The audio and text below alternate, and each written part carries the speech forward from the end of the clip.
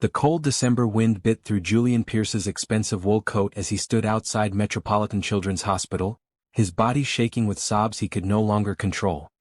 His phone had slipped from his hands moments ago, clattering onto the icy sidewalk where it now lay displaying the words that had shattered his carefully constructed world. "Your son's condition has deteriorated. Come immediately." 42 years old, worth over $3 billion, owner of Pierce Industries, featured on magazine covers, respected by world leaders, and here he stood, broken and helpless outside a hospital because he had spent the last 3 years choosing boardrooms over his son's bedroom, conference calls over family dinners, international deals over Tyler's basketball games. The irony cut deeper than any business rival's betrayal ever could. He had everything, controlled everything, could buy anything except the one thing that mattered most: time with his dying son. Julian's legs gave out, and he sank onto the cold concrete steps, his perfectly pressed navy suit getting dusted with snow. He buried his face in his hands, his shoulders heaving with the weight of regrets too heavy to carry anymore. 3 years ago, when cancer had taken his wife Rebecca, he had made a choice. Instead of grieving with Tyler, instead of holding his 13-year-old son through the nightmare of losing his mother, Julian had buried himself in work. He had told himself he was providing for Tyler's future, ensuring financial security, building an empire his son could inherit. But the truth, the ugly truth he finally acknowledged on these frozen steps, was that work was easier than feeling, business was simpler than grief, and money could not hug you back. "Sir, are you okay?" A small voice broke through his spiral of despair. Julian looked up through tear-blurred eyes to find a little girl standing before him. She could not have been more than 7 years old, with beautiful dark skin that seemed to glow even in the harsh winter evening, and hair pulled back in 2 neat puffs decorated with bright red ribbons. She wore a puffy green coat that was slightly too big for her, and her brown eyes held a wisdom that seemed far beyond her years. "I'm sorry," Julian managed, his voice rough and broken. He tried to wipe his face to compose himself, but the tears kept coming. "I'm fine, sweetheart. You should go inside where it's warm." The little girl tilted her head, studying him with the kind of directness only children possess. "You don't look fine. You look like how I looked when my goldfish bubbles died. Mama says crying is okay because it means your heart is working." Despite everything, Julian felt a tiny smile crack through his despair. "Your mama sounds very smart." "She is," the girl said proudly. "She's a nurse here. She helps sick kids feel better." "Are you here because someone you love is sick?" Julian nodded, unable to speak past the lump in his throat. The little girl stepped closer, seemingly unbothered by his tears or the fact that he was a complete stranger. She reached out and patted his hand with her small, mittened one. "Don't cry, sir. I have an idea." She paused dramatically, and Julian found himself actually curious about what this tiny person would suggest. "You can borrow my mom." "I'm sorry, what?" Julian blinked, certain he had misheard. "My mom," the girl repeated patiently as if explaining something obvious. "She's really good at making people feel better. She always knows what to say when I'm sad. And she gives the best hugs in the whole world. Since you look like you need a mom right now, you can borrow mine. I don't mind sharing." Julian stared at this child, this complete stranger who had just offered him the most genuine act of kindness he had experienced in years. In his world of calculated business moves, strategic partnerships, and transactional relationships, here was a 7-year-old offering to share the most precious thing she had because a stranger was crying. "That's very kind of you," Julian said, his voice thick with emotion. "But I couldn't possibly." "Bria Johnson, what have I told you about talking to strangers?" A woman's voice, warm but firm, interrupted them. Julian looked up to see a woman in bright blue scrubs approaching them quickly, concern evident on her face. She was beautiful, with rich brown skin and kind eyes that currently held a mixture of worry and mild exasperation. "But Mama, he's crying," Bria explained, pointing at Julian as if that justified everything. "I told him he could borrow you because you're good at making sad people feel better. You do it every day at work." The woman, apparently Bria's mother, reached them and gently pulled her daughter close. Her eyes met Julian's, and he saw the moment her expression shifted from wariness to recognition, then to professional concern. "I apologize for my daughter. She has a very big heart, sometimes without boundaries." She paused, really looking at Julian for the first time. "Are you all right, sir? Do you need medical assistance?" Julian stood up shakily, suddenly aware of how he must look. Expensive suit rumpled, face red and wet with tears, sitting on hospital steps in the snow. "I'm fine. My son is inside. He's 16. Tyler Pierce. They just called me." His condition has gotten worse. Recognition flickered across the woman's face. You're Tyler's father. It was not a question but a statement, and Julian could not quite read the tone. She knew Tyler. Of course she did. Tyler had been in this hospital for 2 weeks after collapsing at school. 2 weeks during which Julian had visited maybe 5 times, always rushing in and out between meetings, always promising to stay longer next time. I'm Naomi Johnson, the woman said, her voice softening slightly. I'm one of the nurses on the pediatric floor. Tyler is under Dr. Richardson's care, but I've checked on him several times. He's a brave young man. He's dying, Julian said flatly, the words tasting like ash in his mouth. And he won't even let me sit in his room because he hates me. And I deserve it. I deserve all of it. Naomi exchanged a glance with her daughter, then made a decision. Bria, honey, go inside and wait for me in the staff lounge. Ask Miss Gloria for a hot chocolate. But Mama. Now baby. Please. Naomi's tone left no room for argument. Bria looked between her mother and Julian, then gave Julian one last pat on the hand. Don't worry, sir. Mama will help you. She always helps everybody. With that, she skipped toward the hospital entrance, her green coat bright against the white snow. Once Bria was inside, Naomi turned her full attention to Julian. Mr. Pierce, I'm not going to pretend to know your situation or judge your relationship with your son. But I will tell you this, it's not too late. Tyler is scared and angry, yes, but he's also just a boy who needs his father. You don't understand, Julian said, his voice breaking again. I failed him. I failed Rebecca. When she died, I should have been there for him, but I ran. I buried myself in work because I didn't know how to handle the grief. And now my son is in there, possibly dying, and he hates me and I don't know how to fix it. Have you ever realized too late that you've lost what matters most while chasing things that don't? If this story touches your heart, please subscribe and share your thoughts in the comments. Your story might inspire someone who needs to hear it. Naomi was quiet for a moment, her breath forming small clouds in the cold air. Mr. Pierce, can I ask you something? If someone offered you help right now, any kind of help, would you take it? Julian looked at her, confused by the question.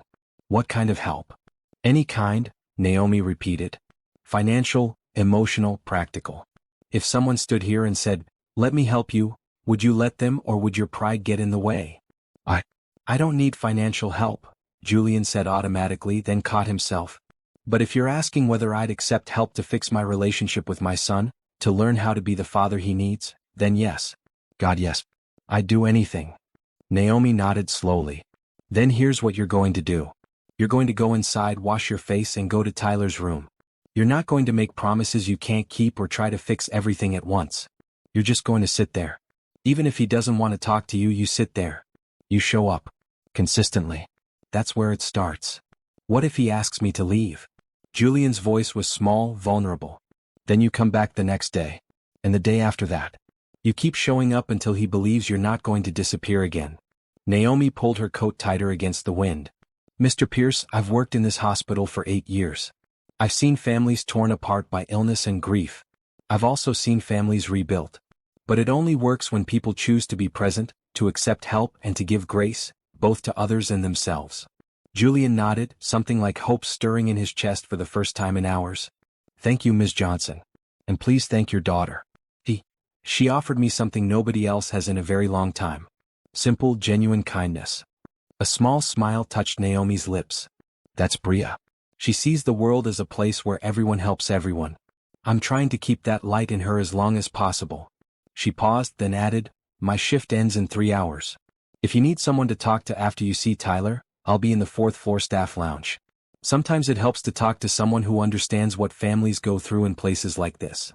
Why would you do that? Julian asked, genuinely puzzled. You don't know me. No, but I know your son.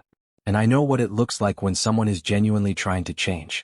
Also, my daughter literally offered to loan me out to you, so I suppose I should honor that commitment. This time, her smile reached her eyes. Julian found himself smiling back, a genuine smile for the first time in what felt like forever. I'll take you up on that offer. Thank you, Ms. Johnson. Call me Naomi, she said. Now go. Your son needs to see you, even if he doesn't know it yet. Julian watched Naomi walk toward the hospital entrance, her blue scrubs bright against the winter evening, and felt something shift inside him. A stranger and her daughter had shown him more compassion in 10 minutes than he had experienced in years of business dealings. And they had taught him something crucial. Accepting help was not weakness. It was the first step toward healing. He picked up his phone from the sidewalk, brushed off the snow, and walked toward the hospital doors. Inside, the warmth hit him immediately, along with the familiar smell of antiseptic and the sounds of beeping machines and quiet conversations. Julian made his way to the men's room, where he splashed cold water on his face and tried to compose himself. The man staring back at him in the mirror looked older than 42, with lines of stress etched around his eyes and mouth. "You can do this," he told his reflection. "Just show up. That's all you have to do. Show up." 10 minutes later, Julian stood outside room 412, his heart pounding. Through the small window in the door, he could see Tyler lying in the hospital bed, looking so much smaller and younger than his 16 years. The boy had his mother's features, her light brown hair and hazel eyes, and seeing him always made Julian's heart ache with loss and love and regret. Julian knocked softly and entered without waiting for permission. Tyler's head turned toward the door, and his expression immediately hardened when he saw his father. "What are you doing here?" Tyler's voice was hoarse, tired. "Don't you have a meeting in Tokyo or London or somewhere that's not here?" The words stung, but Julian had expected them. He deserved them. "I'm here for you, Tyler. Dr. Richardson called me about your complications. So you came out of obligation. Great. You can leave now and tell everyone you did your fatherly duty." Tyler turned his face away, staring at the wall. Julian pulled a chair close to the bed and sat down. "I'm not leaving, son." "Don't call me that," Tyler snapped, his voice breaking. "You lost the right to call me that when you chose your company over your own kid." The accusation hung in the air between them, sharp and painful and true. Julian took a deep breath, remembering Naomi's advice. "Don't make promises you can't keep. Just be present." "You're right," Julian said quietly. "I did choose wrong. When your mom died, I ran away instead of being there for you. I convinced myself I was working hard for your future, but the truth is I was just scared. Scared of facing the grief, scared of being a single parent, scared of failing you the way I felt like I'd failed your mother by not being able to save her." Tyler remained silent, but Julian could see his jaw tightening, a sign he was listening. "I know sorry isn't enough," Julian continued. "I know showing up now after months of being absent doesn't erase the times I missed your games, your awards, your life. But Tyler, I'm here now. And I'm not going anywhere. Even if you hate me, even if you don't want me here, I'm staying. You're my son and I love you and I'm done running away." For a long moment, the only sound in the room was the steady beep of the heart monitor. Then Tyler spoke, his voice barely a whisper. "Mom would be so disappointed in you." The words were a knife to Julian's heart, but they were also true. "I know. I'm disappointed in myself. But I think she'd also want me to try to make things right. And that's what I'm going to do. Starting now. Starting here." Tyler finally turned to look at him, and Julian was startled to see tears streaming down his son's face. "I'm scared, Dad. I'm so scared. What if I don't get better? What if I end up like Mom?" Without thinking, Julian moved to the bed and carefully wrapped his arms around his son, mindful of the various tubes and monitors.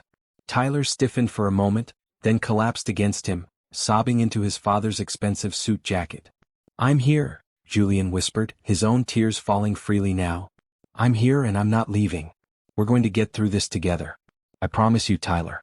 I'm done being absent. I'm done prioritizing everything else over you." They stayed like that for a long time, father and son, holding each other in a way they hadn't since Rebecca died. And for the first time in 3 years, Julian felt like maybe, just maybe, he could find his way back to being the father Tyler needed. When Tyler finally pulled away, exhausted from the emotional outburst, he lay back against his pillows. "Will you really stay?" he asked, his voice small and uncertain. "Every day," Julian promised. "As long as you're here, I'm here. Work can wait. Everything else can wait. Nothing is more important than you." Tyler's eyes drifted closed, the medication and emotional exhaustion pulling him towards sleep. "Okay, Dad. Okay."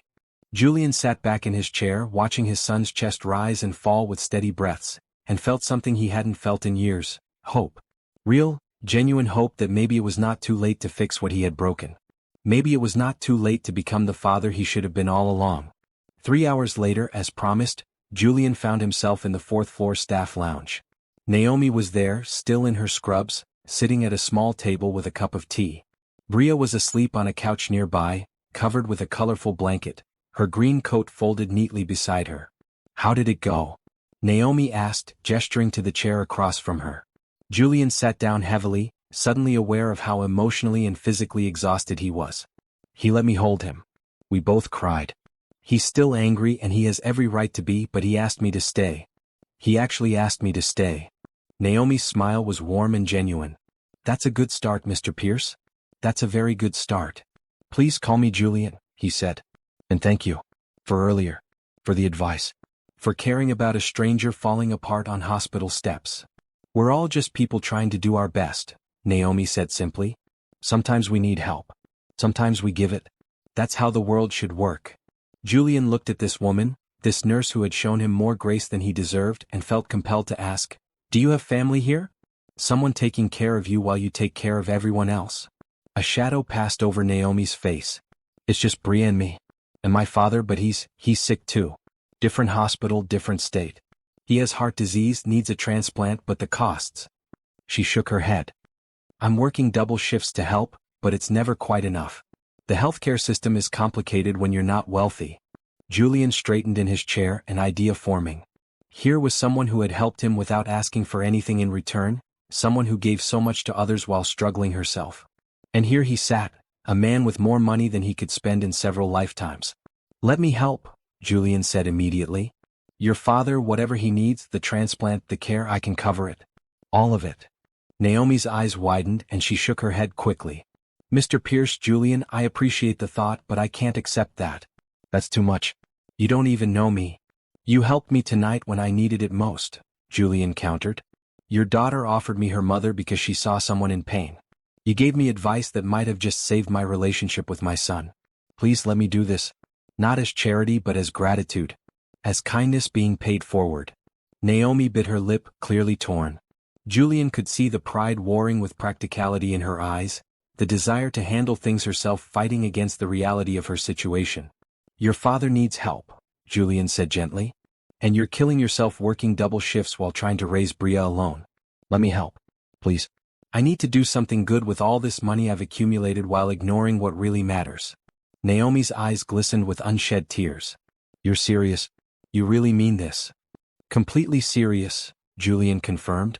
"Give me the details. The hospital, the doctors, the treatment plan. I'll have everything arranged by tomorrow.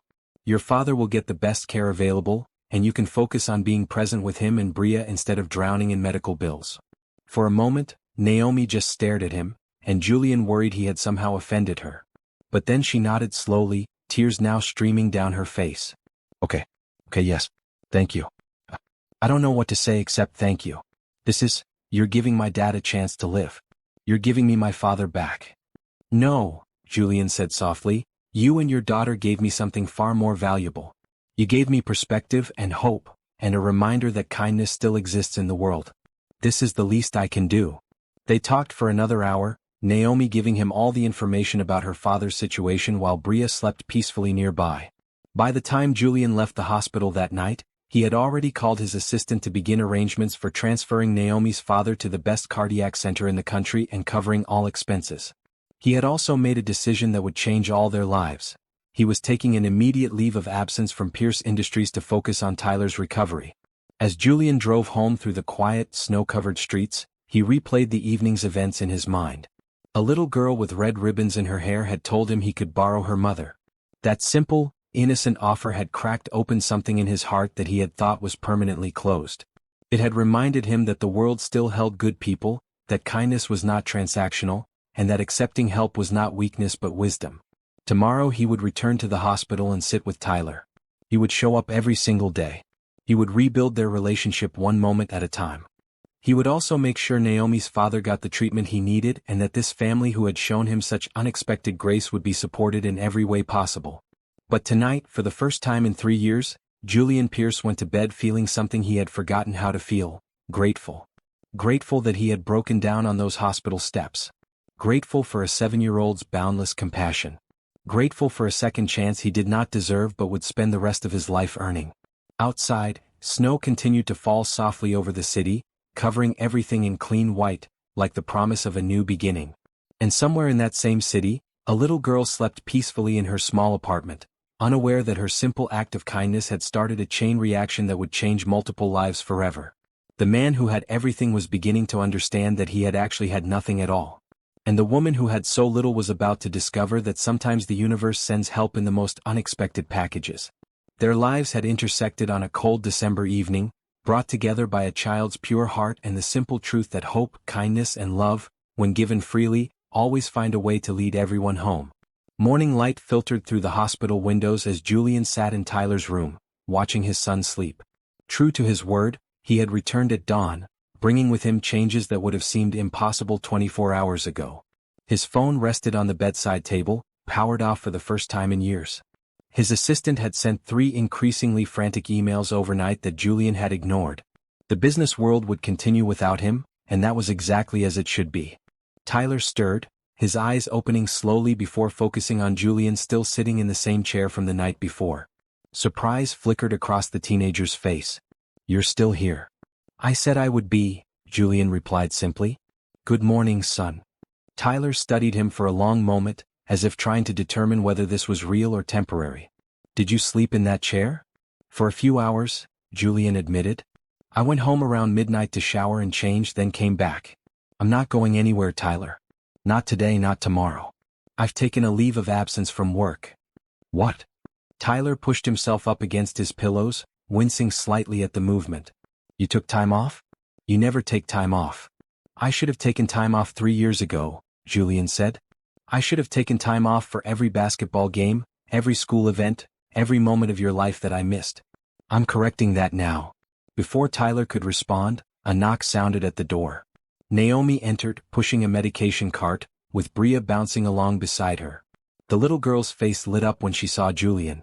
"The crying man from yesterday," Bria announced cheerfully, causing both Julian and Tyler to laugh. "Are you still sad, sir?"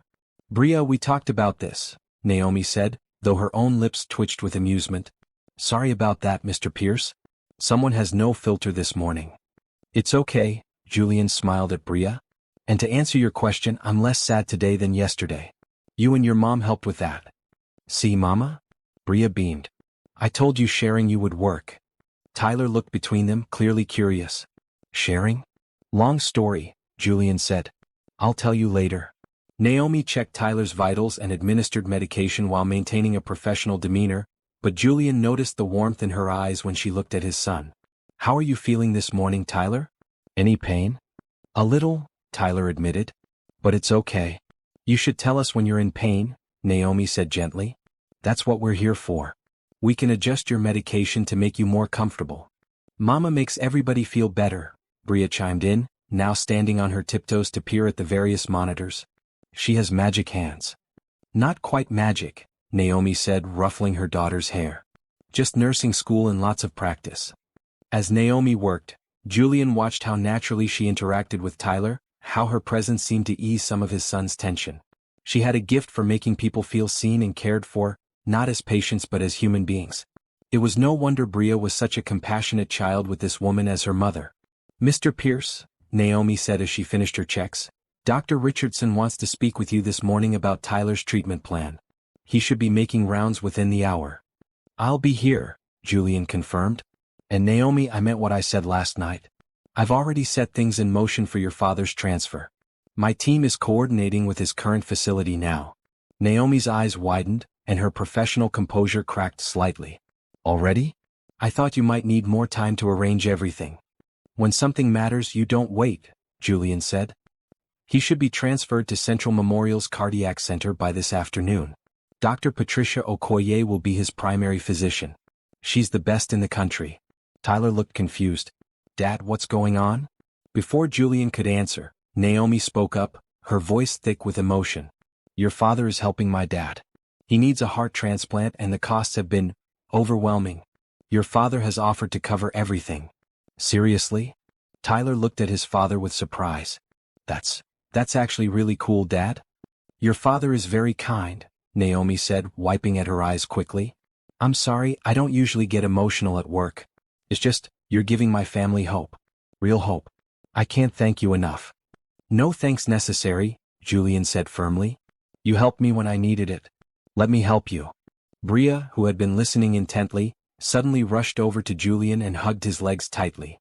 "Thank you for helping my grandpa," she said, her voice muffled against his pants. He tells the best stories and I don't want him to go away like Bubbles did. Julian knelt down to her level, gently returning the hug. I'm going to do everything I can to make sure he gets better so he can tell you many more stories. When was the last time you let someone help you without letting pride get in the way? Share your thoughts in the comments below, and if this story is touching your heart, please subscribe so you don't miss what happens next. After Naomi and Bria left to continue their rounds, Tyler spoke up. Dad, that was a good thing you did. Mom would have liked that. She always said we should help people when we can. Your mother was right about many things, Julian said, settling back into his chair. I'm trying to remember that now. Trying to be the kind of person she believed I could be. They spent the morning talking, carefully at first, then with increasing openness. Tyler told Julian about school, about the friends who had drifted away when he got sick, about how scared he had been waking up in the hospital 2 weeks ago. Julian listened, really listened, without checking his phone or thinking about anything else except his son's words. Dr. Richardson arrived around 11, a kind-faced man in his 50s with graying hair and a warm smile. He greeted Tyler first, then turned to Julian. Mr. Pierce, I'm glad you're here. We need to discuss Tyler's prognosis and treatment options. What followed was a detailed explanation of Tyler's condition, a rare form of leukemia that had been aggressive from the start. Dr. Richardson outlined the treatment plan: more chemotherapy, possible radiation, and eventually, if Tyler responded well, consideration for a bone marrow transplant. The next few months will be challenging, Dr. Richardson said honestly. Tyler will need intensive treatment and he'll need strong support. Family support is often as important as the medical intervention itself. He'll have it, Julian said immediately. Whatever he needs for as long as he needs it. I'll be here every step. Dr. Richardson smiled. That's good to hear, Mr. Pierce. Tyler's been something of a lone wolf since he arrived. It will help tremendously to have you present. After the doctor left, Tyler looked at his father. You really mean it, don't you? You're actually going to stay. I really mean it, Julian confirmed. Tyler, I can't change the past. I can't give you back the 3 years I wasted. But I can give you right now and tomorrow and every day after that. You're my son and you're my priority. Everything else is secondary. Tyler's eyes filled with tears, but he smiled through them. Okay, Dad. But just so you know, I'm going to hold you to that. Please do, Julian said, reaching over to squeeze Tyler's hand. Hold me accountable. That's what family does. The afternoon brought an unexpected visitor. Bria appeared in the doorway, having clearly escaped her mother's supervision. Hi, she said, waving at Tyler. I'm Bria. Your dad borrowed my mom yesterday. Are you the sick teenager she talks about sometimes? Tyler laughed, a sound that made Julian's heart soar. Yeah, I guess I am. I'm Tyler. I like your hair, Bria said, walking into the room uninvited. It's wavy. Mine is curly. Mama says we should celebrate all kinds of beautiful. Your mama sounds really smart, Tyler said, clearly charmed. She is, Bria agreed. She knows everything. Well, almost everything. She doesn't know how to play video games, but nobody's perfect. Julian watched in amazement as Bria chatted with Tyler about everything from her favorite cartoons to her goldfish bubbles to her upcoming school Christmas concert. Tyler engaged with her naturally, smiling and laughing in a way Julian had not seen in years. The child's uninhibited joy was infectious. Naomi appeared 15 minutes later, slightly out of breath. Bria Johnson, what did I tell you about wandering off? She looked apologetically at Julian and Tyler. I'm so sorry. She disappeared while I was updating patient charts. It's fine, Tyler said quickly. She's cool. Can she come back sometime? Naomi looked surprised. Are you sure? She can be a lot. I'm only a little bit a lot, Bria protested. Not very much a lot. Everyone laughed at that, and Naomi shook her head with fond exasperation. We'll see. If Tyler feels up for visitors, maybe you can stop by again tomorrow. Yes, Bria fist pumped. I'm going to bring my coloring books. Do you like coloring, Tyler? You know, I used to, Tyler said. I'd like to try again. As Naomi ushered her daughter out, she paused at the door. Mr. Pierce, Julian, I got the call about my father. He's being transferred this afternoon. I still can't believe it's real. We've been struggling for so long and now suddenly there's hope. Real, actual hope. How long until you can see him? Julian asked. He'll be settled in at Central Memorial by evening, Naomi said. I have to finish my shift here, but I'm planning to drive over after work. That's 3 hours away, Julian said, frowning. And you've been working double shifts. You must be exhausted. I'll manage, Naomi said with a tired smile. I always do. An idea struck Julian, one that felt both impulsive and absolutely right. Let me drive you. Both of you. I have a driver, a comfortable car. You and Bria can rest on the way, and you won't have to worry about navigating while tired. Plus, I can make sure everything is set up properly at the hospital. Naomi hesitated, and Julian could see her instinct to refuse warring with practical reality. Julian, you've done so much already. I can't ask you to do more. You're not asking. I'm offering, Julian pointed out. And think about Bria. She'll be more comfortable in my car than dealing with a long train ride or bus trip. Please, Mama? Bria's voice drifted in from the hallway where she had been eavesdropping. I want to see Grandpa. And Mr. Julian's car is probably super fancy. Naomi laughed despite herself. That child. She looked at Julian, searching his face for any sign of obligation or pity, but finding only genuine desire to help. Okay. Yes. Thank you. We'd appreciate the ride. It's settled then, Julian said. What time do you finish your shift? 7, Naomi replied. But Julian, please don't feel like you have to wait here all day. I'm not going anywhere, Julian said, glancing at Tyler. I have everything I need right here. After Naomi and Bria left, Tyler spoke up. Dad, they're really nice. Naomi and her daughter. They are, Julian agreed. They're good people. Are you? Tyler paused, choosing his words carefully. Are you helping them because you feel guilty or because you actually want to? It was a perceptive question, one that showed how much Tyler had grown up in the years Julian had been absent. Both, Julian answered honestly. I do feel guilty about a lot of things, but that's not why I'm helping them. I'm helping because it's the right thing to do, because they showed me kindness when I was at my lowest, and because I finally understand what your mother tried to teach me for years. Money only matters when you use it to make a positive difference in people's lives. Tyler nodded slowly. Mom would really like them. She would have been friends with Naomi. They're both the kind of people who care about everyone. I think you're right, Julian said. And your mother would be proud that you noticed that. She'd be proud of the young man you're becoming. That evening, Julian kept his promise. At 7 o'clock, he met Naomi and Bria in the hospital lobby. His driver had brought the car around, a spacious black SUV that made Bria's eyes go wide. Whoa, the little girl breathed. This is like the cars in movies. The drive to Central Memorial was comfortable and quiet. Bria fell asleep within 30 minutes, curled up in the back seat with her head on her mother's lap. Naomi stroked her daughter's hair absently, staring out the window at the passing scenery. Penny for your thoughts? Julian asked from the seat beside her. Naomi smiled slightly. Just thinking about how much can change in 24 hours. Yesterday morning, I was working double shifts and rationing my father's medication because we couldn't afford his full prescription.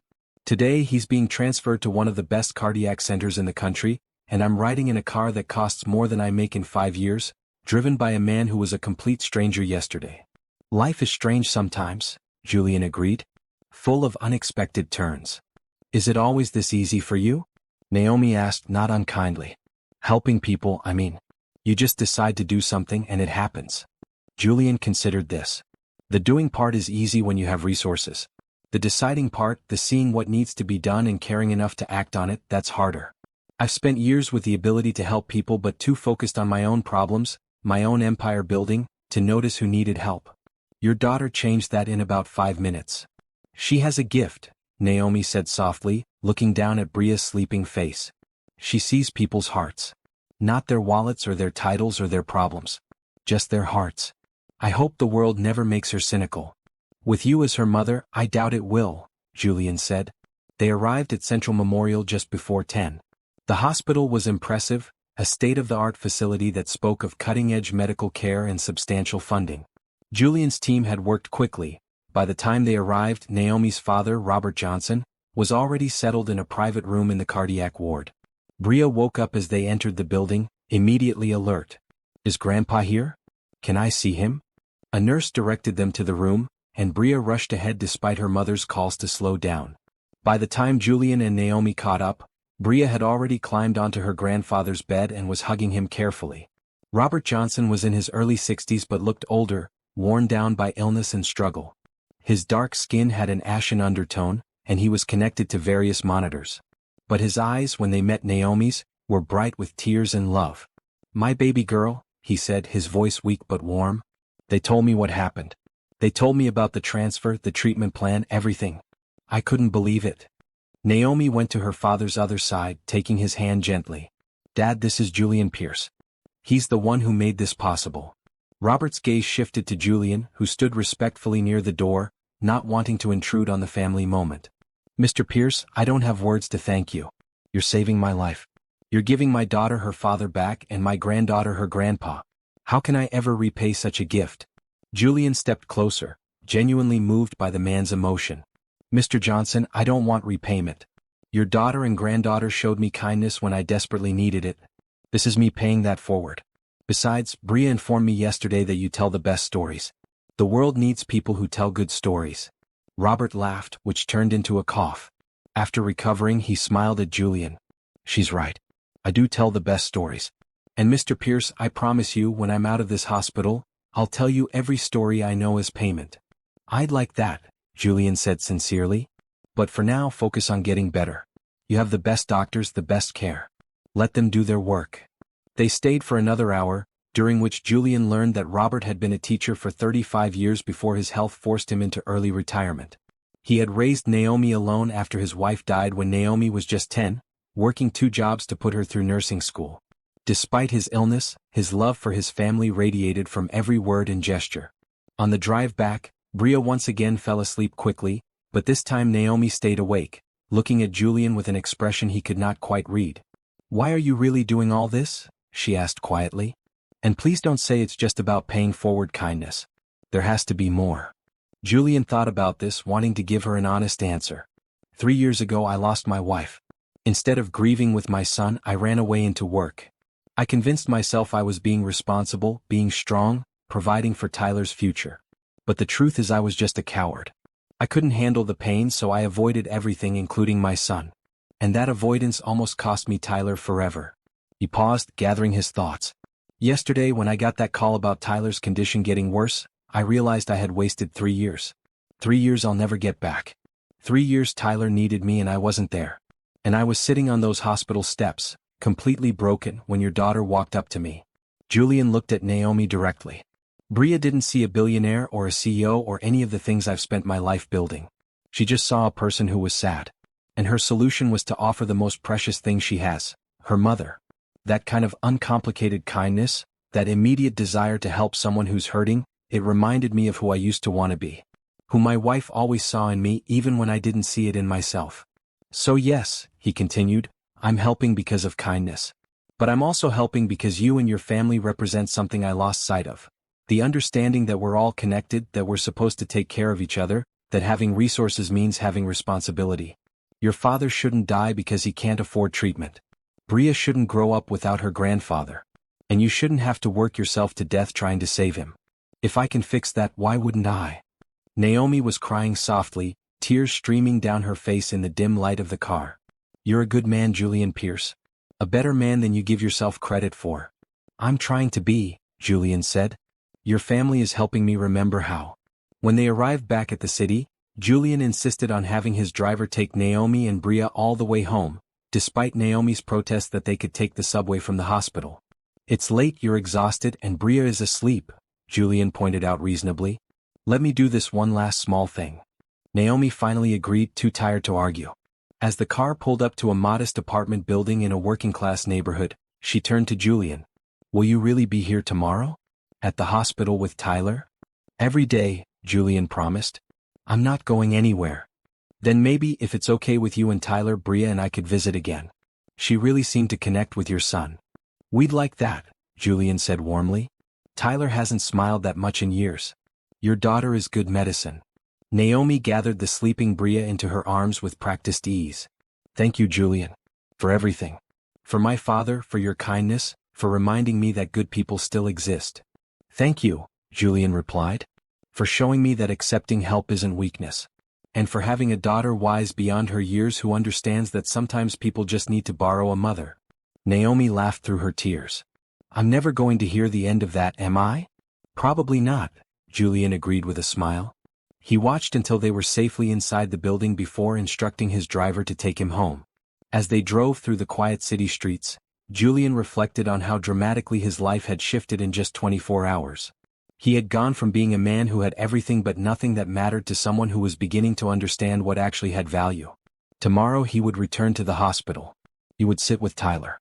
Naomi and Bria would visit, and maybe some more of the walls between him and his son would come down. He would check on Robert's progress at Central Memorial.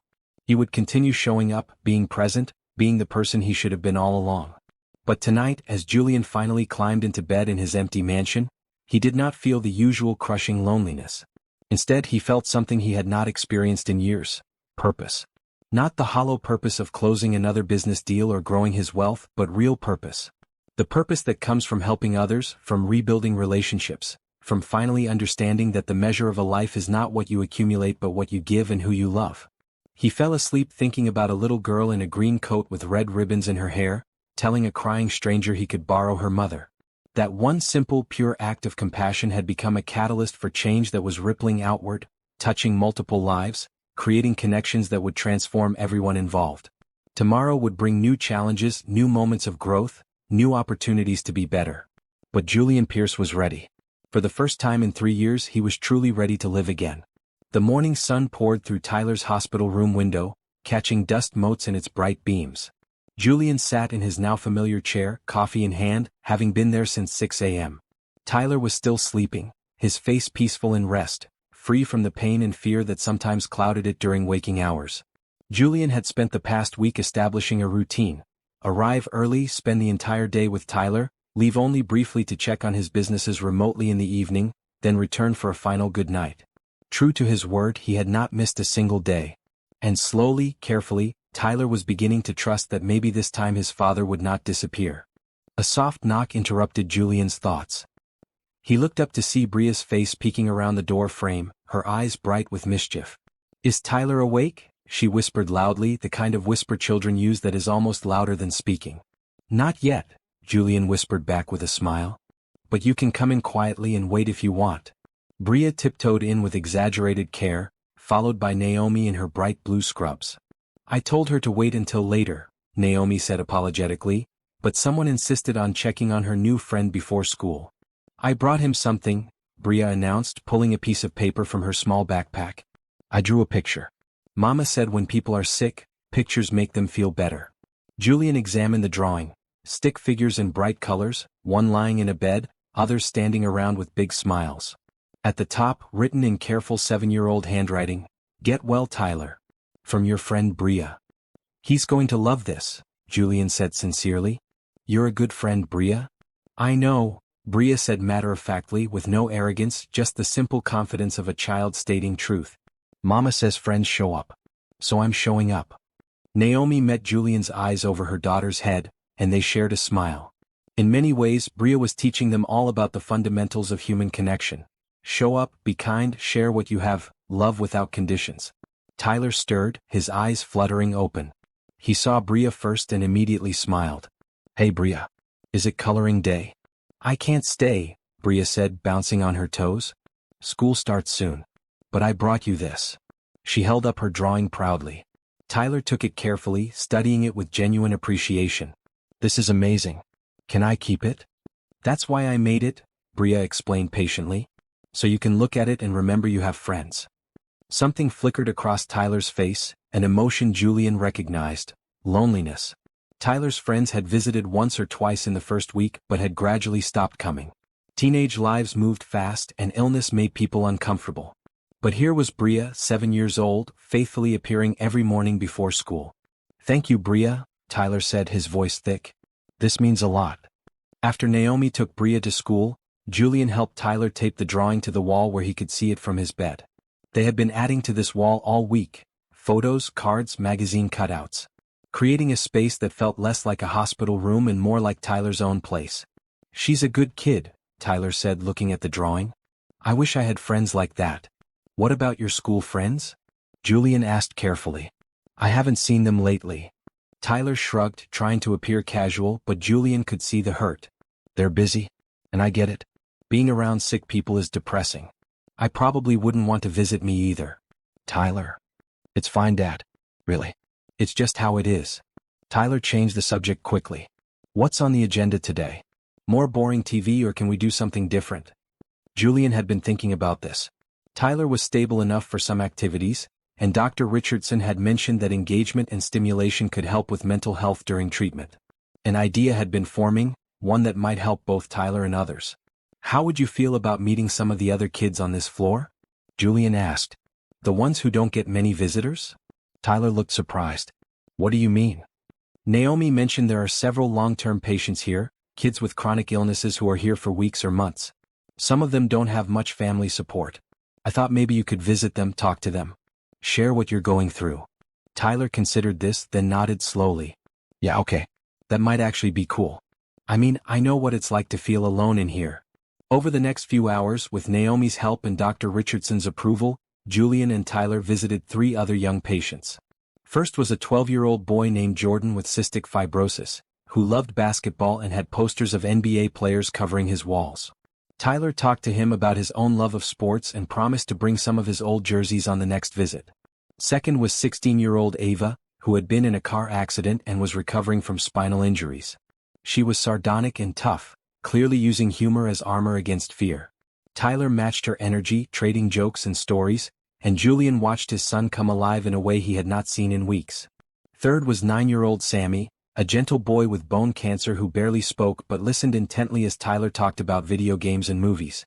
By the end of the visit, Sammy was smiling and had asked if Tyler could come back.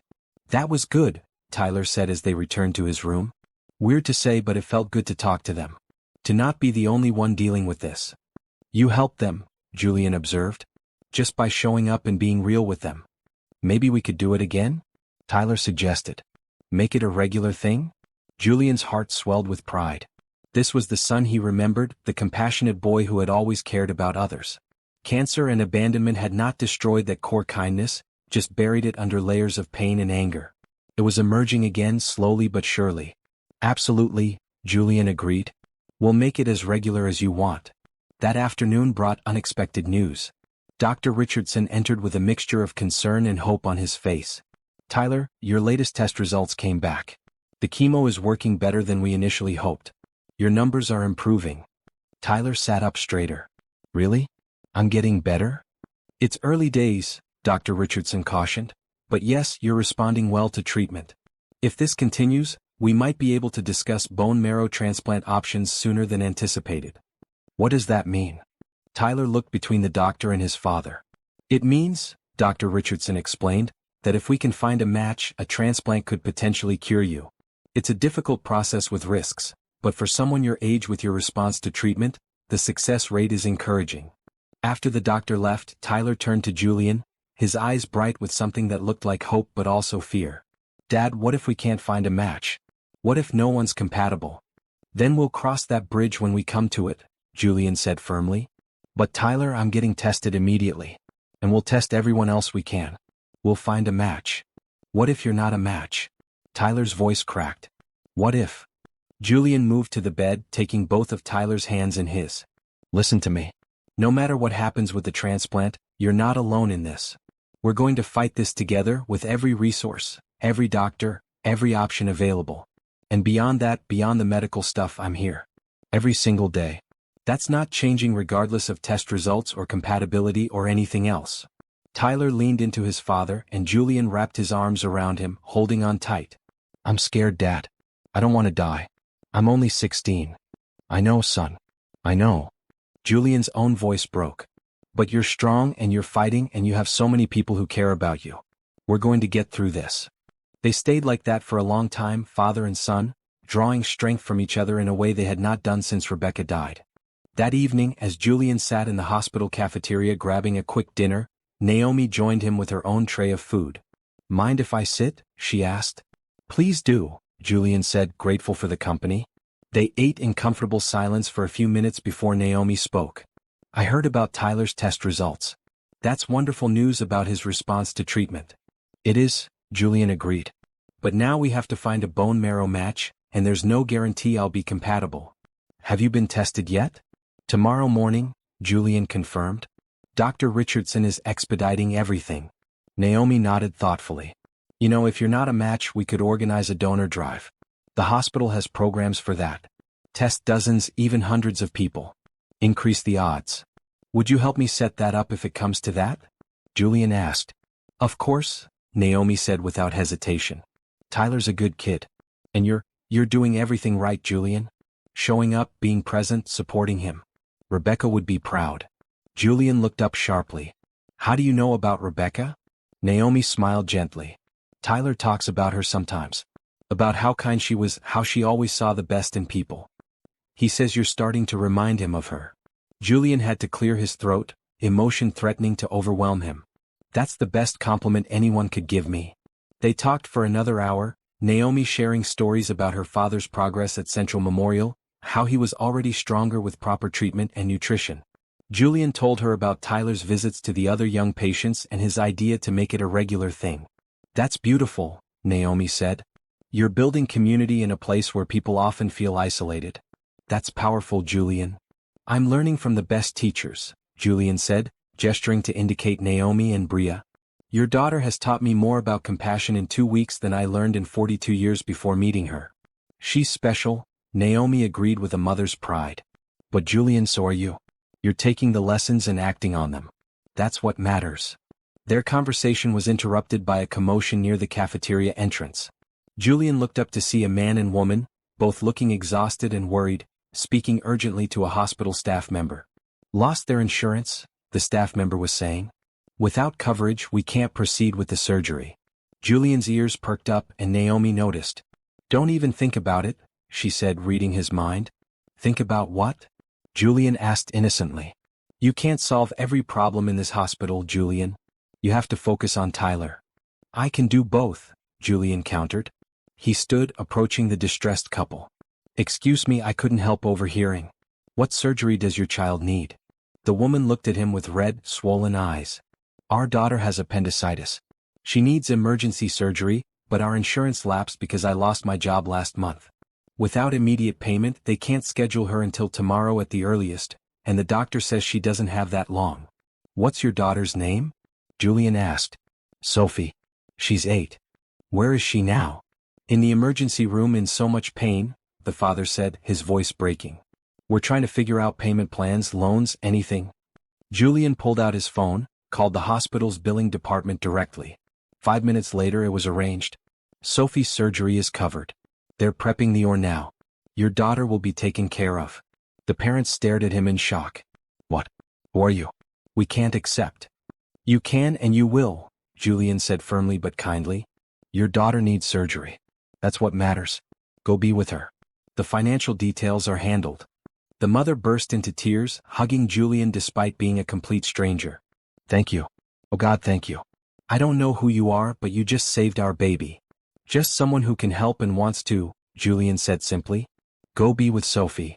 After they rushed off, Julian returned to Naomi, who was shaking her head but smiling. You're impossible. I preferred determined, Julian corrected with a grin. Julian, you can't pay for everyone's medical bills. Why not? Julian asked seriously. I have the money. They have the need. Why would I not help? Naomi had no answer for that because in truth, there was no good reason not to help when help was possible. Over the next week, word spread through the hospital about the mysterious benefactor helping families in crisis. Julian did not seek recognition, did not want publicity, but gradually more people approached him or asked nurses to identify the man who helps people. He set up a system. Families in genuine financial crisis were referred to his assistant, who would verify the situation and arrange payment. It was not charity for charity's sake but practical help for people facing impossible situations. Tyler watched his father's activities with growing pride. Dad, you're like a superhero but with a checkbook instead of superpowers. Money isn't a superpower, Julian corrected. Compassion is. The money is just a tool. Your mom understood that. I'm finally learning. Bria continued her daily visits, bringing drawings, stories, and unstoppable enthusiasm. She also began visiting Jordan, Ava, and Sammy, spreading her particular brand of joy to anyone who would accept it. The pediatric floor gradually became a more hopeful place, with Tyler and Bria at the center of an expanding circle of connection. One evening, as Julian sat with Tyler watching a movie, his son spoke up during a commercial break. Dad, I've been thinking. If you're not a match for the transplant, I want to do the donor drive. Make it public. Use your name to get people to sign up. Are you sure? Julian asked. That's a lot of attention. I'm sure, Tyler said firmly.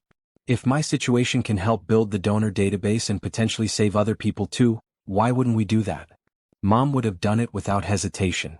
Julian smiled, pride overwhelming him. You're absolutely right. And yes, if I'm not a match, we'll do the biggest, most comprehensive donor drive this city has ever seen.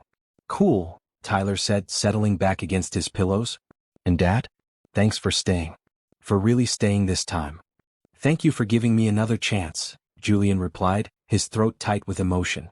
Well, Tyler said thoughtfully, you did have help from a 7-year-old who told you to borrow her mom. Pretty hard to ignore that kind of sign. They both laughed, and Julian reflected on how true that was. Bria's simple, innocent offer had been exactly the wake-up call he needed. And now, nearly 3 weeks later, his entire life had transformed.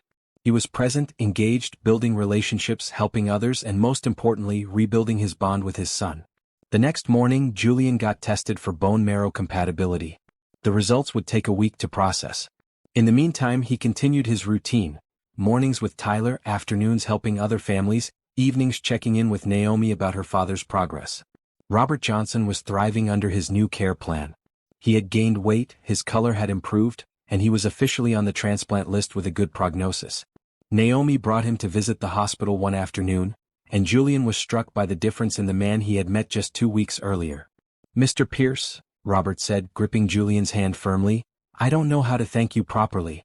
You've given me my life back. You can thank me by being here for Naomi and Bria for many years to come, Julian said. That's all the thanks I need. I heard what you've been doing, Robert continued, helping other families here. That's real grace, son. That's what having money should look like. I'm learning, Julian admitted. Your granddaughter has been an excellent teacher. Bria has a gift, Robert agreed. Inherited it from her grandmother.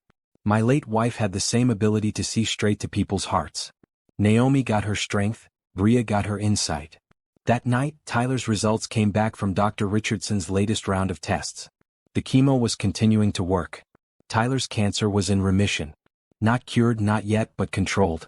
The transplant was now more important than ever because it represented the chance for a complete cure.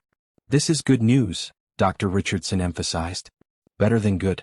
Tyler's body is responding beautifully to treatment. If we can find a compatible donor and proceed with the transplant in the next 2 to 3 months, his prognosis is excellent. What are the odds without a transplant? Tyler asked directly, his voice steady. Dr. Richardson did not sugarcoat it. The cancer could return. With a transplant, we're looking at an 85% long-term survival rate for someone your age with your response pattern. Without it, maybe 40%. The transplant is really the best path forward.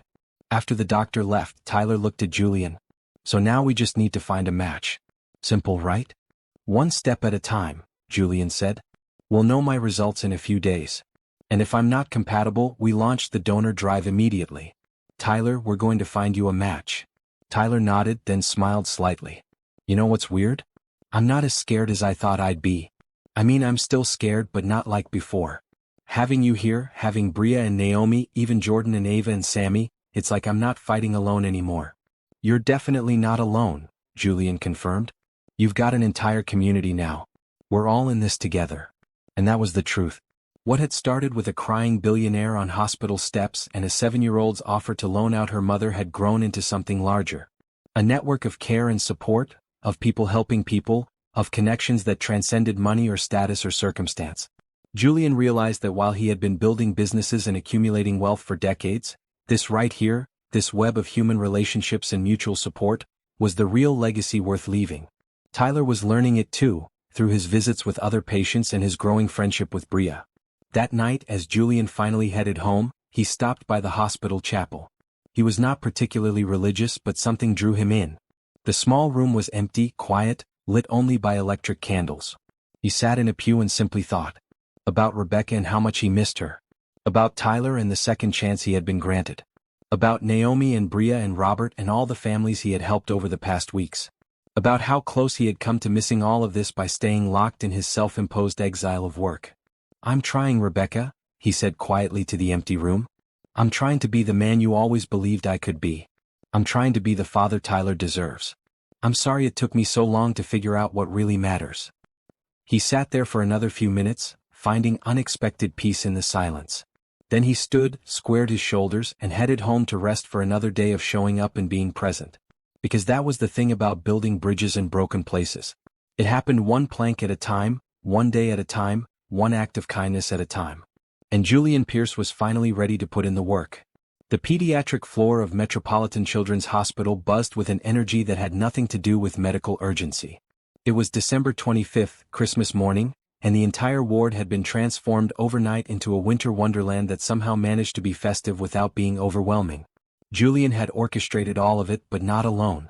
With Naomi's guidance, Tyler's input, and Bria's enthusiastic suggestions, they had turned the normally sterile floor into something magical.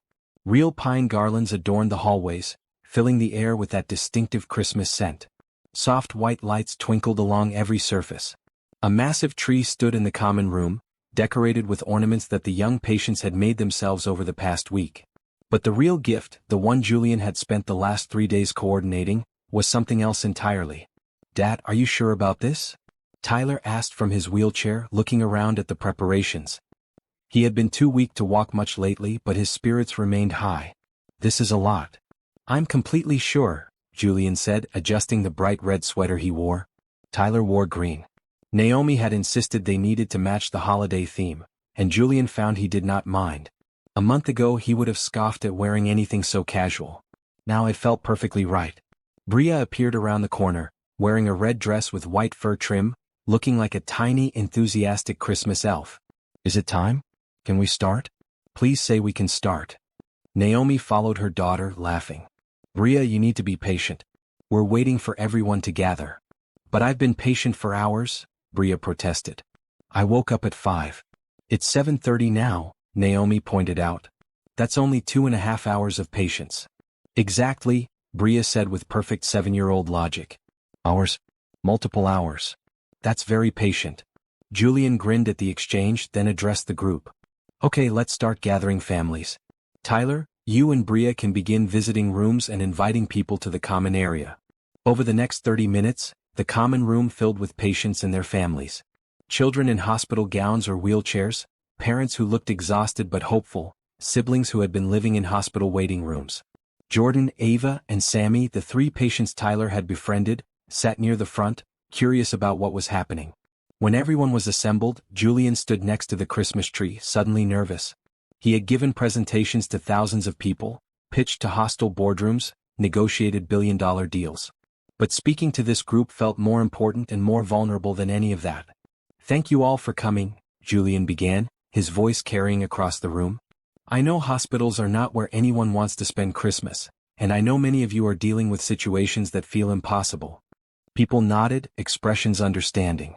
"A month ago," Julian continued, "I was sitting on the steps outside this hospital, completely broken. My son Tyler was sick, our relationship was shattered, and I felt like I had lost everything that mattered. Then a 7-year-old girl named Bria walked up to me and told me I could borrow her mom because I looked sad." Laughter rippled through the crowd. Bria waved proudly, not at all embarrassed by the attention. "That simple act of kindness changed my life," Julian said. "It reminded me that we're supposed to help each other, that community matters more than money, and that showing up for people is the most important thing any of us can do." He paused, looking around at all the faces watching him.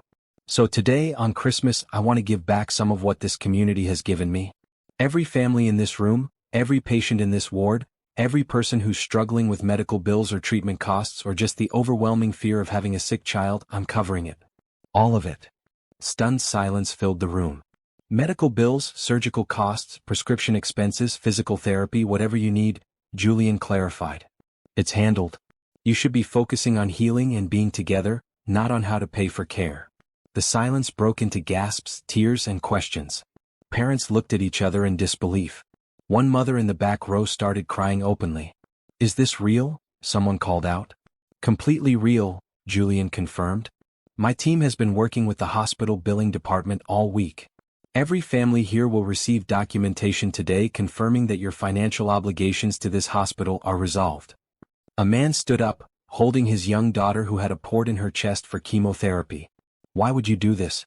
You don't even know us." "Because I can," Julian said simply. "And because when you have the ability to help, you should. It's that simple." The room erupted. People crying, hugging, thanking him, thanking each other. Julian felt Tyler's hand slip into his, squeezing tight. He looked down to see his son smiling up at him, tears streaming down his face. "Mom would be so proud of you, Dad," Tyler whispered. Julian had to swallow hard past the lump in his throat. "I'm trying to make her proud. Trying to make you proud too." But the gift-giving was not done. For the next 2 hours, Julian, Naomi, Tyler, and Bria distributed presents to every child in the ward. Not generic gifts, but personalized ones, chosen based on interests Naomi had compiled from her interactions with the patients. Jordan got a signed basketball and team jersey. Ava received art supplies and a tablet with drawing software. Sammy got a collection of his favorite books and a stuffed animal that looked like a dragon. Bria took her role as gift distributor very seriously, carefully reading each name tag and hand-delivering presents with personalized encouragement. "This is for you and you're very brave," she would say. Or, "Mama says you're doing great and I think so too." The hospital staff provided Christmas breakfast, and families gathered to eat together, share stories, and simply enjoy a moment of normalcy in an environment that often felt anything but normal. Julian sat with Tyler, Naomi, and Bria watching the happiness around them. "You did a good thing," Naomi said quietly to Julian. "A really good thing." "We did a good thing," Julian corrected. "You helped plan all of this. And your daughter was the catalyst." "Our daughter inspired it," Naomi agreed, smiling at Bria, who was currently explaining something very earnestly to Sammy. "But you acted on that inspiration. That's what counts." Later that afternoon, as the festivities wound down and children returned to their rooms for rest, Tyler had another visitor. Dr. Richardson entered Tyler's room with an unusual expression, cautious optimism mixed with excitement. "I have your father's test results," Dr. Richardson said without preamble. "Julian, you're a match. Not a perfect match, but close enough. We can proceed with the transplant." Julian felt his knees go weak. He sat down heavily, hardly daring to believe it. "Are you sure? How close is close enough?" 8 out of 10 markers match, Dr. Richardson explained. "It's not a perfect 10 out of 10, but it's well within the acceptable range for a successful transplant. In fact, with you being Tyler's father, the biological relationship actually increases the success odds." Tyler stared at his father, then at the doctor, then back to his father. "So you can save me? My own dad can save me?" "We can try," Dr. Richardson cautioned, ever the careful physician. "There are still risks and recovery will be difficult. But yes, Tyler, your father can donate bone marrow to you, and our chances of putting your cancer into permanent remission are very good." Father and son looked at each other, and without words, Julian moved to Tyler's bed, wrapping his arms around his son as carefully as possible given all the medical equipment. They held each other, both crying, both grateful beyond words. "Thank you," Tyler whispered. "Thank you for being here. Thank you for changing. Thank you for being my match." "I would do anything for you," Julian said, his voice breaking.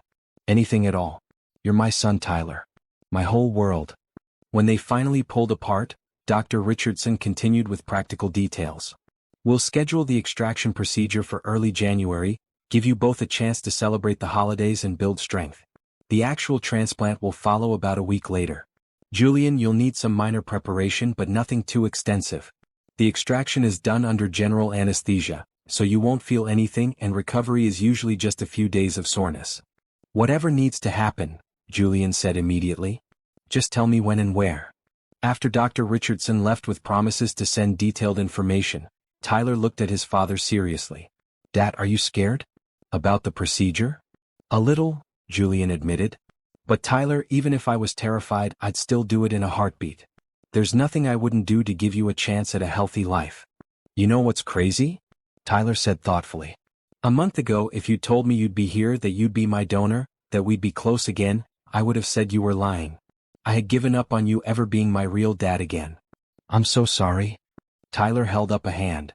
"Let me finish. I would have been wrong to give up. You proved that. You showed up, every single day exactly like you promised. You changed, Dad. You really changed. And now you're literally going to save my life. That's..." Tyler wiped at his eyes. "That's more than I ever hoped for." "You saved my life too," Julian said. "By giving me another chance. By letting me back in."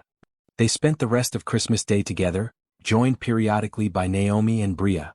Bria was fascinated by the transplant news, asking endless questions about how bone marrow worked, whether it hurt, and if Tyler would become part Julian after the procedure.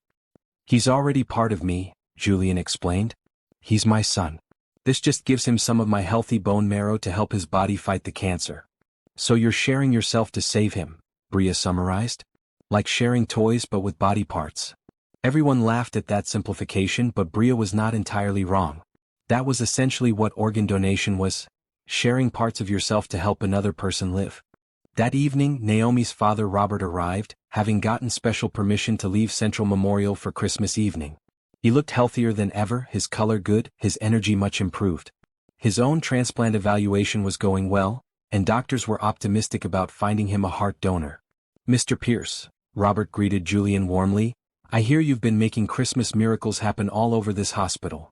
Just trying to spread some of the goodness your family brought into my life, Julian replied. They gathered in Tyler's room, the space filled beyond capacity with extra chairs, but no one minded. Bria sat on her grandfather's lap, Tyler was propped up in bed surrounded by pillows, Naomi perched on the windowsill, and Julian stood near Tyler, one hand resting on his son's shoulder. This is what Christmas should be, Robert said, looking around at the assembled group. Not just family by blood but family by choice. People who show up for each other. Amen to that, Naomi agreed. I want to propose a toast, Julian said, picking up his cup of apple juice. Everyone else grabbed whatever beverage they had. To second chances. To showing up. To the people who see us at our worst and help us become our best. And especially to little girls in green coats who offer to loan out their mothers to crying strangers. To Bria, everyone chorused, raising their cups. And to borrowed moms, Bria added, making everyone laugh. They spent the next 2 hours talking, laughing, and sharing stories. Robert told tales from his teaching days, making everyone laugh with his animated impressions of various students. Tyler talked about his plans for after the transplant, all the things he wanted to do when he was healthy. Naomi shared memories of Christmases past with her small family. Julian mostly listened, soaking in the warmth and connection. This was what he had been missing for years. Not just the presence of his son, but the sense of belonging to something larger than himself. Community. Real human connection. Love that was not transactional or conditional. As the evening drew to a close and everyone prepared to leave, Bria approached Julian with a serious expression. Mr. Julian, can I ask you something? Of course, Bria. Anything. Are you still sad? Like you were that night I found you? Julian knelt down to her level, looking directly into her wise brown eyes. No, sweetheart. I'm not sad anymore. You know why? Bria shook her head. Because you and your mom taught me how to be happy again. You showed me what really matters. And now I have my son back and friends like your family and I get to help people. I'm not sad at all. I'm grateful. Bria considered this, then nodded, satisfied. Good. Because you have a much better smile than a sad face. You should smile more. I'll remember that, Julian promised, ruffling her hair gently. After everyone had left and Tyler had fallen asleep, exhausted from the emotional day, Julian sat in his chair and reflected on the past month. Christmas Day had brought the news he had been hoping for. He could save his son. But beyond that, it had demonstrated something even more important, the ripple effect of kindness. One act of compassion from a 7-year-old had transformed multiple lives. It had brought Julian back to his son. It had given Naomi's father access to life-saving treatment.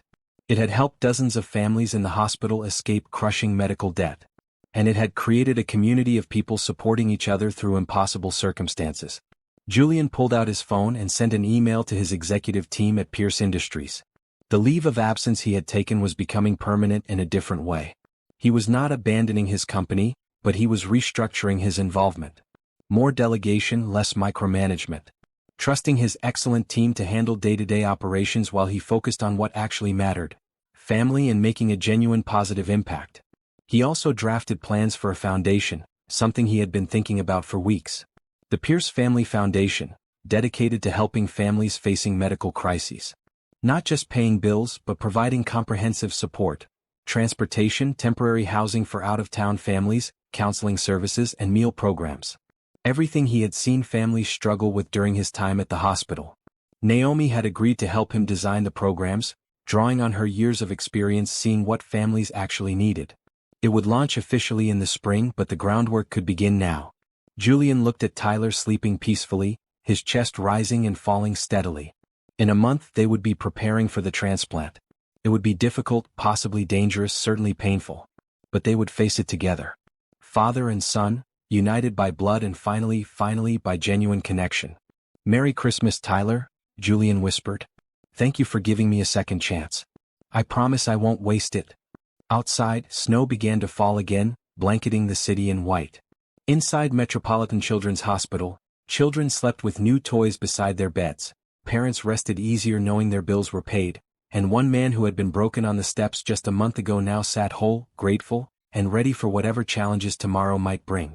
Because that was the thing about second chances. They were gifts, precious and rare, not to be taken lightly. And Julian Pierce would spend the rest of his life proving he was worthy of the one he had been given. The best gift he had received this Christmas was not wrapped under a tree. It was the trust of his son, the friendship of a remarkable family, and the knowledge that it was never too late to change, to grow, to become the person you were always meant to be. Merry Christmas indeed. January arrived with bitter cold and clear skies. Julian had spent New Year's Eve in Tyler's hospital room, watching the ball drop on TV while sharing sparkling cider and making quiet wishes for the year ahead. Tyler's wish, to be healthy enough to return to school. Julian's wish, to be the father Tyler deserved every single day of that year and beyond. Now, 2 weeks into the new year, Julian found himself in an unusual situation, learning how to do ordinary things. Not negotiate contracts or analyze market trends or make strategic business decisions, but truly ordinary tasks that most people handled without thought. "You don't know how to crack an egg?" Tyler asked, incredulous, from his perch on a kitchen stool in Naomi's small apartment. He was having a good week, strong enough to spend a few hours outside the hospital under Dr. Richardson's supervision. "I know the theory of cracking an egg," Julian defended himself, holding the egg gingerly. "I've just never personally done it." Naomi laughed from where she was chopping vegetables. "Julian, you're a billionaire who's never cracked an egg. That feels very on brand for your previous life." "Hey, I'm trying to learn my new life," Julian protested, gently tapping the egg against the bowl. It exploded in his hand, shell and contents dripping everywhere. That was not supposed to happen. Bria giggled from where she was coloring at the kitchen table. "You're supposed to tap it softer, Mr. Julian. Here, watch." She hopped down, grabbed another egg and demonstrated with the confidence of a child who had done this 100 times. "See? Gentle tap, fingers in the crack, pull apart. Easy." Julian tried again with Bria's guidance, and this time succeeded in getting mostly egg and minimal shell into the bowl. "I did it." "You did it." Bria cheered, high-fiving him. This had become their Saturday routine over the past 3 weeks. Julian would pick up Tyler from the hospital if he was well enough, and they would spend the day with Naomi and Bria. Sometimes they went to museums or parks. Other times, like today, they simply existed together in the orderly chaos of Naomi's home, cooking meals and doing mundane tasks that felt revolutionary to Julian. It was teaching him something profound. Life was not about the extraordinary moments. It was about the accumulation of ordinary ones. Cracking eggs for breakfast, watching a child color at a table, chopping vegetables while talking about nothing in particular. These were the moments that built a life worth living. "Okay, so once you've cracked all the eggs," Naomi instructed, "you whisk them like this." She demonstrated a quick wrist motion. "See? Not too hard." Julian tried to copy her motion and ended up splashing egg mixture onto the counter. "Why is cooking so complicated?" "It's not," Tyler said, barely suppressing laughter. "You're just overthinking it. You approach eggs like they're a hostile business negotiation." "Everything I know is business negotiation," Julian admitted. "Well, unlearn that," Naomi said firmly but kindly. "You can't negotiate with eggs. You just have to accept them for what they are and work with them." Julian thought about that, recognizing the wisdom in it. He had spent decades trying to control everything, to negotiate his way through every situation. But you could not negotiate with cancer or grief or lost time. You could only accept reality and adapt. Work with what was not what you wished it to be. The eggs eventually became scrambled eggs, slightly overcooked but edible. They ate breakfast together around Naomi's small kitchen table, and Julian felt more content than any 5-star restaurant had ever made him feel. "Dad," Tyler said between bites, "I've been thinking about the transplant. What if something goes wrong?" Julian set down his fork, giving Tyler his full attention. "Dr. Richardson says the odds are very good. 85% success rate for someone your age with your response to treatment." "But that's 15% where something bad happens," Tyler pointed out. Before Julian could respond, Naomi spoke up gently. "Tyler, honey, I'm not going to lie to you. Medical procedures carry risks. But here's what I know from 8 years of working in that hospital. Outcomes depend a lot on mindset. Patients who go into treatment believing they can make it, who have strong support systems, they statistically do better. So I should just think positive and hope for the best? Tyler asked, his tone slightly sarcastic. No, Naomi said. You should acknowledge that you're scared, which is completely valid. Then you should remember that you're strong, you've fought hard, and you have people who love you. Fear is normal. But don't let it be the only thing you feel. Tyler absorbed this, then looked at his father. Are you scared? About your part of it? Honestly? Julian said. A little. But Tyler, even if I was terrified, I'd still do it. There's no decision to make here. You need this and I can give it. That's all there is to it. What if you regret it? Tyler pressed. What if you're in pain and you wish you hadn't? Tyler, stop, Julian interrupted gently but firmly. Listen to me very carefully. There is nothing, absolutely nothing, I wouldn't endure to give you a chance at life. A few days of discomfort is nothing compared to getting you healthy. This isn't even a sacrifice. It's a privilege. Tyler's eyes filled with tears, but he smiled. Okay. Thanks, Dad. Bria, who had been listening intently while finishing her eggs, spoke up. My mama says love means doing hard things for people. Like when I had to get shots and mama held my hand even though it made her sad to see me cry. She did the hard thing because she loves me. That's exactly right, Bria, Julian said. Love means showing up even when it's hard. The conversation moved on to lighter topics, but Julian noticed Tyler seemed more settled, less anxious. Sometimes the best thing you could do for someone was simply be honest about your own commitment to them. After breakfast, Bria decided everyone needed to learn a dance she had learned at school. What followed was perhaps the most absurd and joyful 30 minutes of Julian's adult life. A billionaire CEO, a teenage cancer patient, a nurse and a 7-year-old girl dancing awkwardly in a small living room to pop music playing from a phone. Tyler laughed so hard he had to sit down, clutching his sides. Dad, you have no rhythm. Like none at all. I'm aware, Julian gasped, equally breathless from laughter and exertion. Business school did not include dance lessons. Maybe it should have, Naomi teased, demonstrating a spin that looked effortless. Show off, Julian said, attempting the same spin and nearly tripping over his own feet. They collapsed onto the couch together, Tyler leaning against Julian, both of them watching as Bria continued to dance with unstoppable energy. This is nice, Tyler said quietly. Just being normal for a while. It is, Julian agreed, wrapping an arm around his son's shoulders. We should do this more often. Normal. Boring. Ordinary. Those words used to sound terrible to me, Tyler admitted. When I was younger, I wanted everything to be exciting and special. Now I realize ordinary is pretty great. Julian kissed the top of Tyler's head, emotion washing over him. His son had been forced to grow up too fast, to face mortality at 16, to learn lessons about what mattered that most people did not learn until they were much older, if ever. Later that afternoon, when Tyler needed to rest, Julian found himself having coffee with Naomi while Bria napped on the couch and Tyler dozed in Bria's room. You're doing really well, Naomi said, cradling her mug. With Tyler, with learning to be present. I'm impressed.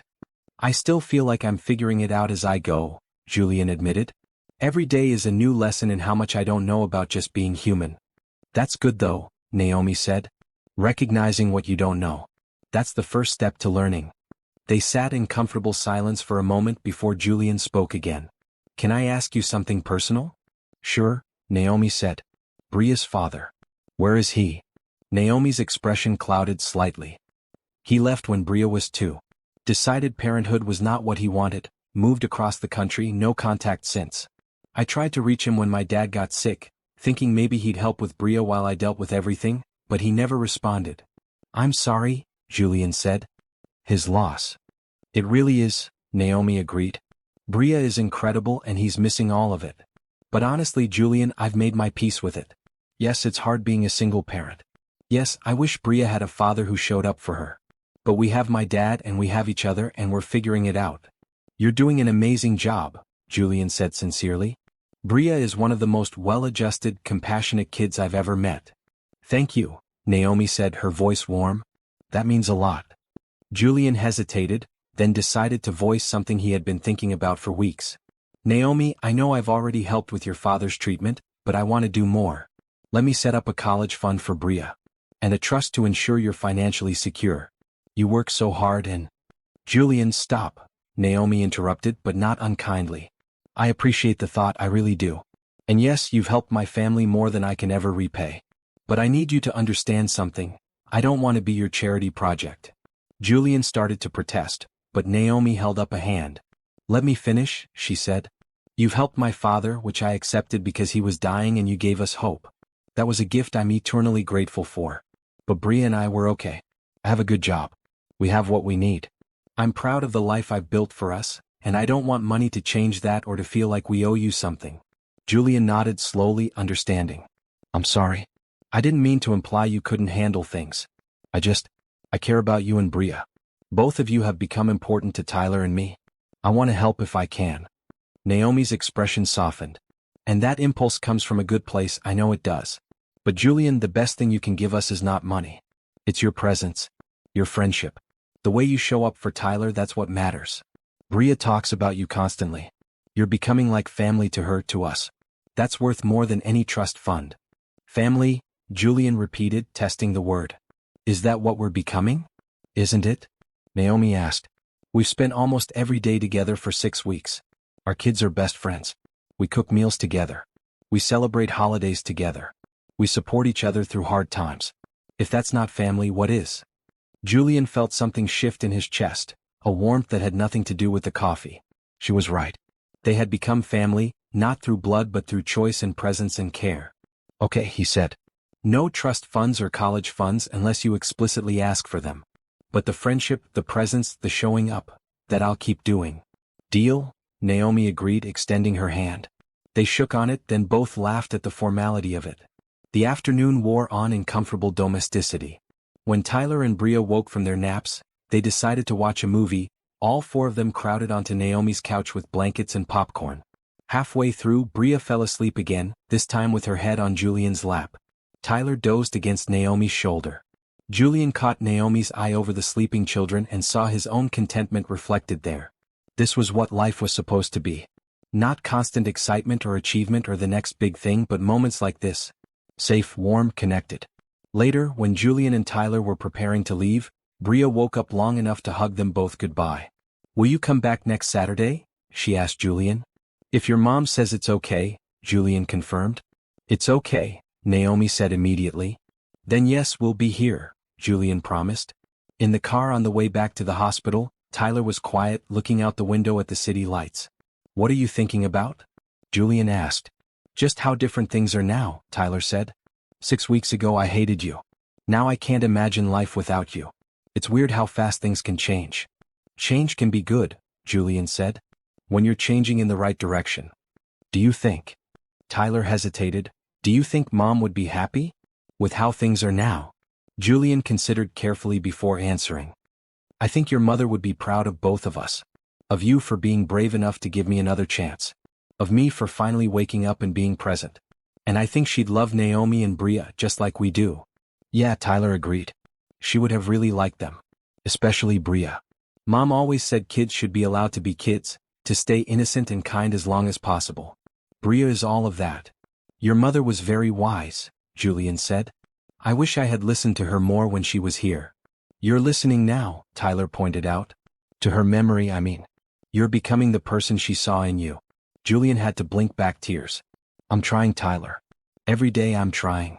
They drove in comfortable silence the rest of the way. When they arrived at the hospital, Julian helped Tyler back to his room and got him settled for the night.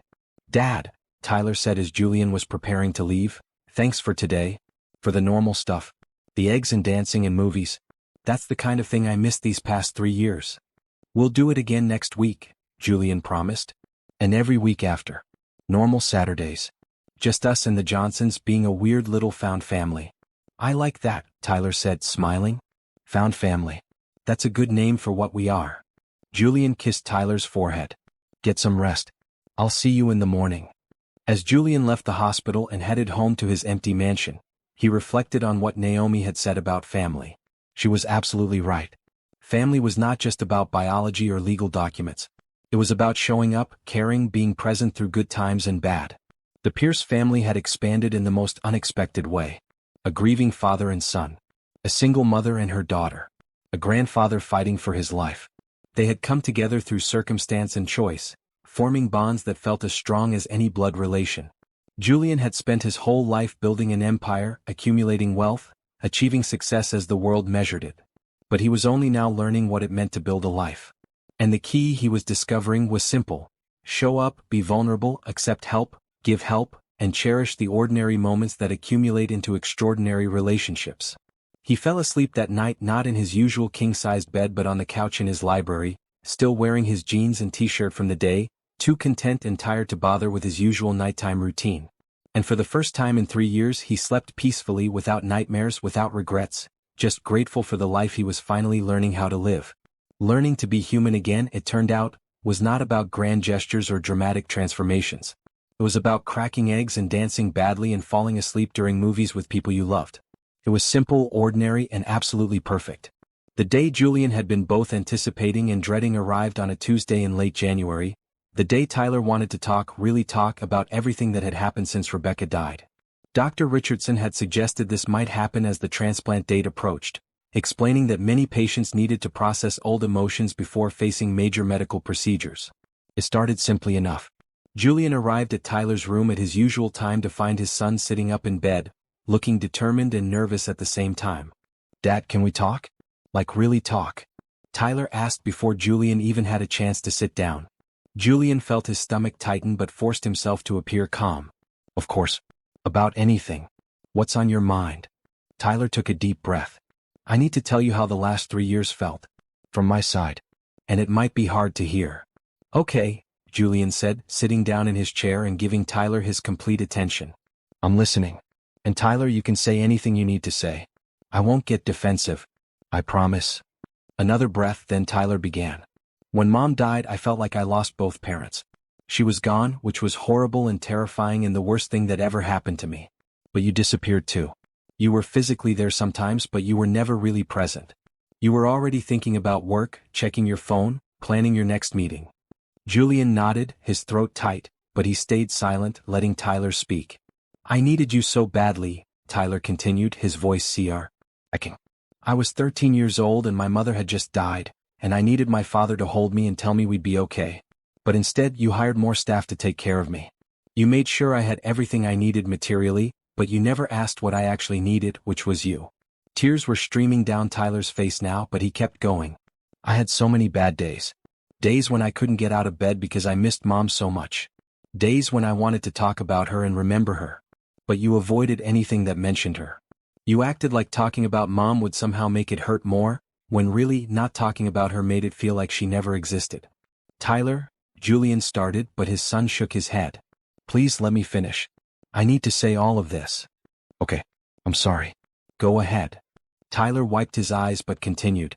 "The worst part was that I started to think you didn't care. Not that you were grieving too, which I understand now, but that you literally didn't care about me. You missed my 8th grade graduation. You forgot my 14th birthday until your assistant reminded you 3 days later. You promised to come to my basketball games and then canceled at the last minute over and over."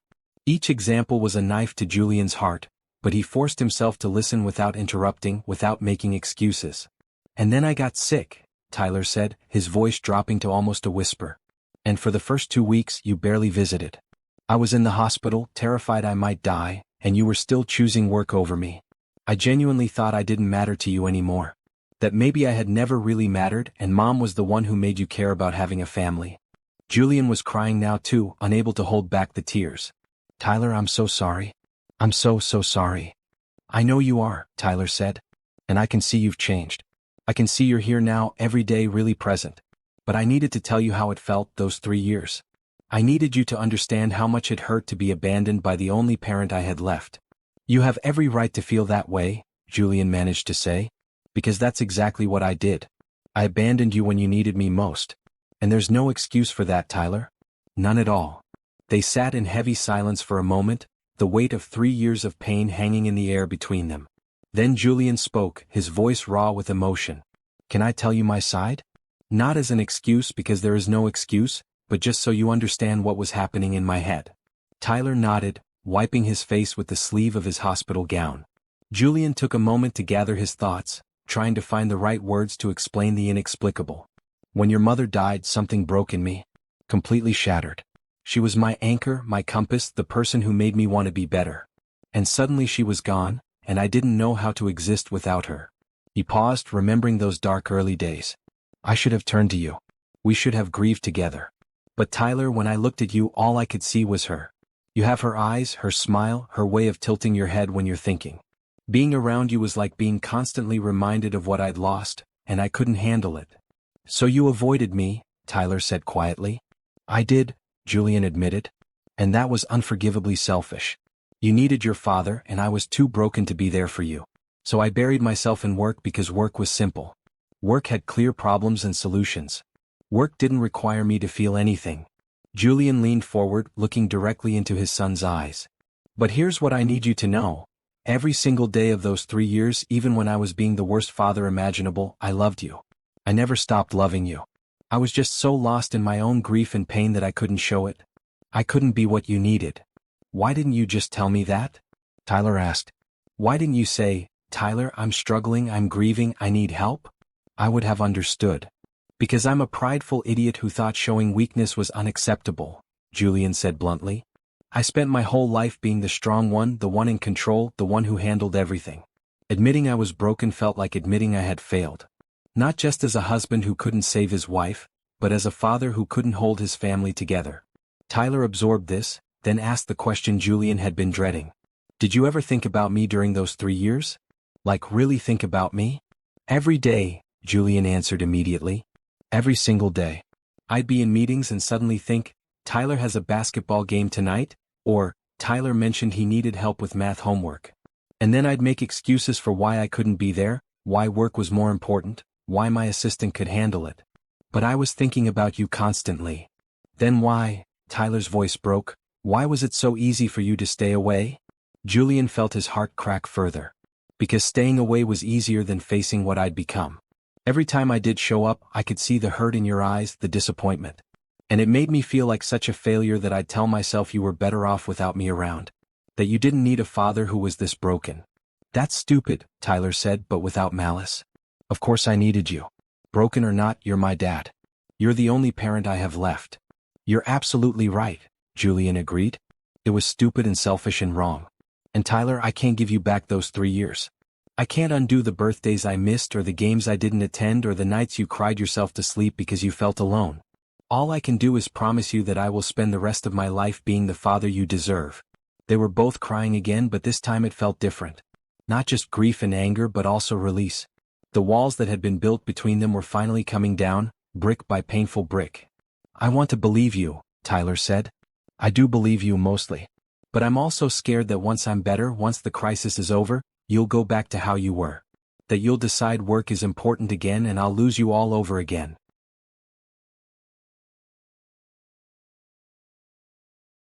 Julian stood and moved to sit on the edge of Tyler's bed, taking both of his son's hands. Tyler, look at me. I'm not going back to how I was. That person doesn't exist anymore. Bria and Naomi didn't just save me that night on the hospital steps. They woke me up to who I'd become and who I needed to be. You're not a crisis I'm responding to. You're my son and you're my priority. Always. Promise? Tyler asked, his voice small and young. I promise, Julian said. And if I ever start slipping, if I ever start prioritizing work over you again, I want you to call me on it. Immediately. Hold me accountable, Tyler. That's what family does. Tyler nodded, then surprised Julian by asking, Can you hug me? Like really hug me? Yes, Julian said, carefully gathering Tyler into his arms, mindful of the 4 lines and monitors. They held each other for a long time, both crying, both healing. When they finally separated, Tyler smiled through his tears. That felt good. We should do that more often. Whenever you want, Julian promised. I'm a hugger now. Totally committed to hugging. Tyler laughed, a genuine laugh that made Julian's heart soar. Dad, you're being weird. I'm being present, Julian corrected. There's a difference. They spent the rest of the morning talking more easily than they had in years. Tyler told Julian about the friends who had drifted away and how much that had hurt. Julian told Tyler about his plans for the foundation and asked for Tyler's input on how to make it most helpful for other families facing similar situations. I think you should include counseling, Tyler suggested. Like family counseling. Because so many families probably handle crisis the way we did, pulling apart instead of together. If you could provide therapy as part of your help, that might prevent other kids from feeling as alone as I did. That's brilliant, Julian said, already making notes on his phone. We'll absolutely include that. Around lunchtime, Bria and Naomi arrived for their daily visit. Bria took one look at Tyler and Julian's red, puffy eyes and announced, "You've been having feelings. Mama says feelings are important but also tiring." "Your mama is very wise," Tyler said, holding out his arms for a hug, which Bria immediately provided. "Did you have good feelings or sad feelings?" Bria asked seriously. "Both," Tyler admitted. "We talked about some sad stuff, but it was good to talk about it." Bria nodded as if this made perfect sense. "Sometimes you have to talk about the sad to make room for the happy. That's what Grandpa says." "How is your grandpa?" Julian asked Naomi. "Great actually," Naomi said, her face lighting up. "His evaluation went really well. He's officially on the active transplant list now. Could get a heart within a few months if the right match comes up." "That's wonderful," Julian said sincerely. They spent the afternoon together, the four of them, with Naomi checking Tyler's vitals periodically in her professional capacity but mostly just being present as a friend and chosen family member. Bria taught Tyler a complicated hand-clapping game she had learned at school, which he picked up surprisingly quickly. "You're good at this," Bria observed. "Much better than Mr. Julian was at cracking eggs." Everyone laughed and Julian held up his hands in surrender. "I've accepted my limitations with cooking. But I'm excellent at hand-clapping games, thank you very much." "Prove it," Bria challenged, and Julian found himself engaged in an intense hand-clapping competition with a 7-year-old while Tyler and Naomi cheered from the sidelines. Later, when Bria had tired herself out and was napping in the corner chair, Tyler spoke quietly to Naomi. "Thanks for being here. For both of us. You and Bria have been really important to me and my dad." "Your family now," Naomi said simply. "This is what family does." "That's the second time today someone's called us family," Julian observed. "I like it." "Found family," Tyler added. "That's what we decided to call it, remember Dad?" "The best kind of family," Naomi agreed. "Chosen, not obligated." That evening, after Naomi and Bria had left and Tyler was settling in for the night, Julian's phone rang. It was his assistant with a situation at Pierce Industries that apparently required his immediate attention. Julian listened to the explanation, recognized it as genuinely important, and then said something he would never have said 3 months ago. "Handle it. You have my full authority to make whatever decisions are necessary. I trust your judgment." "But Mr. Pierce." "I'm with my son," Julian interrupted firmly. "Nothing is more important than that. You've got this." After ending the call, he looked up to find Tyler watching him with an expression of surprise and pride. "You really meant it," Tyler said. "About work being secondary." "I really meant it," Julian confirmed. "You come first, Tyler. Always." Tyler smiled, the kind of smile that reached his eyes and lit up his whole face. "Okay, Dad. I believe you now. Really believe you." Those words, that trust, meant more to Julian than any business success ever had. They represented something earned through consistent presence, through vulnerability, through the hard work of actually showing up day after day after day. As Julian settled into his chair for another night at the hospital, he reflected on how different this conversation could have gone if it had happened 3 months ago. 3 months ago, he would have been defensive, made excuses, possibly even gotten angry at Tyler for not understanding how hard he had worked. But he was different now. He had learned to listen without defending, to acknowledge pain without minimizing it, to accept responsibility without making excuses. And in doing so, he had finally broken through the walls that had separated him from his son. Tomorrow would bring new challenges. The transplant was scheduled for next week. There would be pain, risk, and uncertainty. But they would face it together as a team with walls down and hearts open. "Hey, Dad." Tyler's voice interrupted his thoughts. "Yeah, son? I love you. I know I haven't said that in a while, but I do. I love you." Julian's throat tightened with emotion. "I love you too, Tyler. More than anything in the world." "I know," Tyler said, yawning. "Now I know." As Tyler drifted off to sleep, Julian sat in the quiet room, feeling more at peace than he could ever remember. The walls had come down. The truth had been spoken. The pain had been acknowledged. And somehow, through all of that difficulty, they had found their way back to each other.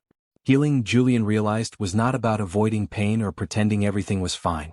It was about facing the hurt head-on, speaking the truth, and trusting that love was strong enough to survive honesty. He and Tyler had done that today. They had torn down the walls between them and rebuilt their relationship on a foundation of truth, vulnerability, and genuine connection. And that foundation would hold. Julian was certain of it. Because it was built not on perfection or pretense, but on the solid ground of showing up, being honest, and loving each other through everything. The man who had been too proud to admit weakness had learned to be vulnerable. The boy who had felt abandoned had learned to trust again. Together they were becoming a real family, one painful, honest conversation at a time. And tomorrow they would wake up and do it all again. Because that was what family did. They showed up, they told the truth, and they loved each other. Always. The morning of Tyler's transplant dawned gray and cold, fitting for a day that felt heavy with possibility and terror in equal measure. Julian had been awake since 4 a.m., having given up any pretense of sleep around 3. His own bone marrow extraction had been scheduled for later in the week, but Tyler's body was ready now. The doctors had decided and they wanted to proceed. Tyler was in pre-op, being prepped for the procedure that would hopefully save his life. Julian sat in the waiting room trying not to think about all the things that could go wrong, when Naomi and Bria arrived with Robert in tow. "You shouldn't be here," Julian said to Robert, standing quickly. "You need to rest, preserve your strength for your own procedure." "Nonsense," Robert said firmly, though he did lean heavily on his cane. "Tyler is family. Family shows up."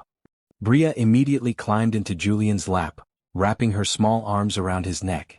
"Don't be scared, Mr. Julian. Mama says Tyler is strong and the doctors are good and we just have to believe." "Your mama is right," Julian said, holding Bria close and drawing comfort from her uncomplicated confidence. Naomi sat beside him, taking his hand. "How are you holding up?" "Terrified," Julian admitted. "I just got him back. I can't lose him now. I can't." "You won't," Naomi said with quiet certainty. "Tyler's fighter. Look at everything he's already survived." They sat together, this found family, waiting through the longest hours of Julian's life. The procedure itself would take several hours, Dr. Richardson had explained. First, they would extract Julian's bone marrow using specialized equipment. Then Tyler would receive high-dose chemotherapy to completely destroy his existing bone marrow. Finally, in what seemed like too simple a process for something so critical, they would transfuse Julian's healthy bone marrow into Tyler through and for, like a blood transfusion.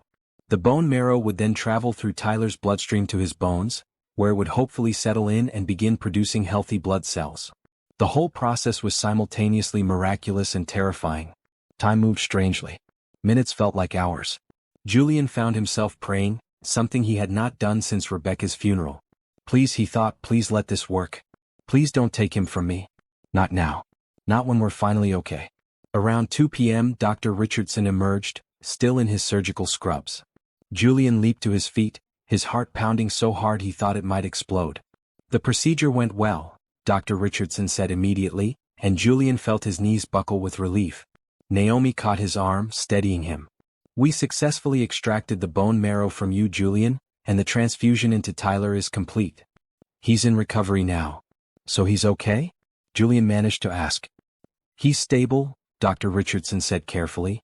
"But Julian, I need you to understand what comes next. The transplant was successful, but now Tyler's body has to accept the new bone marrow. That process is called engraftment, and it typically takes 2 to 4 weeks. During that time, Tyler will be extremely vulnerable to infection because he essentially has no immune system." "What does that mean practically?" Naomi asked, her nurse's instinct for details kicking in. "It means Tyler will be in isolation," Dr. Richardson explained. "Very strict protocols. Masks, gowns, hand sanitizing for anyone who enters his room. No flowers, no outside food, minimal visitors. And we'll be monitoring him constantly for any signs of complications." "What kind of complications?" Julian felt dread pooling in his stomach again. "Infection is the primary concern," Dr. Richardson said. "But also graft versus host disease, where the new immune cells attack Tyler's body. We have medications to prevent it, but it's always a risk with transplants." "Can I see him?" Julian asked. "He's still unconscious from the anesthesia, but yes, you can sit with him. Just follow the isolation protocols." Dr. Richardson gave Julian's shoulder a squeeze. "You did a good thing today, Julian. You gave your son a real chance.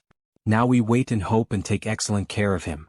After Dr. Richardson left, Julian turned to his assembled family. "Thank you for being here. All of you.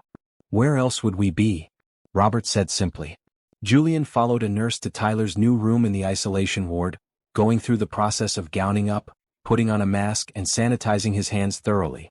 When he finally entered the room, what he saw made his breath catch. Tyler looked so small in the hospital bed, surrounded by machines and monitors, and 4 running into his arm delivering the bone marrow that Julian's body had just provided. His son's face was pale, peaceful in drug-induced sleep, unaware of the battle his body was about to fight. Julian sat down in the chair beside the bed, carefully taking Tyler's hand. "Hey son, the hard part is over. You did great. Now you just have to rest and let the new bone marrow do its job. I'll be right here the whole time." He stayed there for hours, holding Tyler's hand, watching the monitors, praying silently. Naomi checked in periodically, bringing him food he could not eat and coffee he drank mechanically. Bria peeked through the window, waving and making faces to try to make Julian smile. Tyler woke up around dinner time, groggy and confused. "Dad." "I'm here," Julian said immediately. "Right here.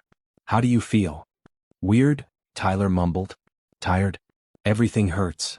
"That's normal," Julian assured him, though his heart ached hearing his son in pain. "The doctor said you did great. Now you just have to rest." "Did it work?" Tyler asked, his eyes struggling to focus. "The transplant?" "Too early to know for sure," Julian answered honestly, remembering their agreement to always tell the truth.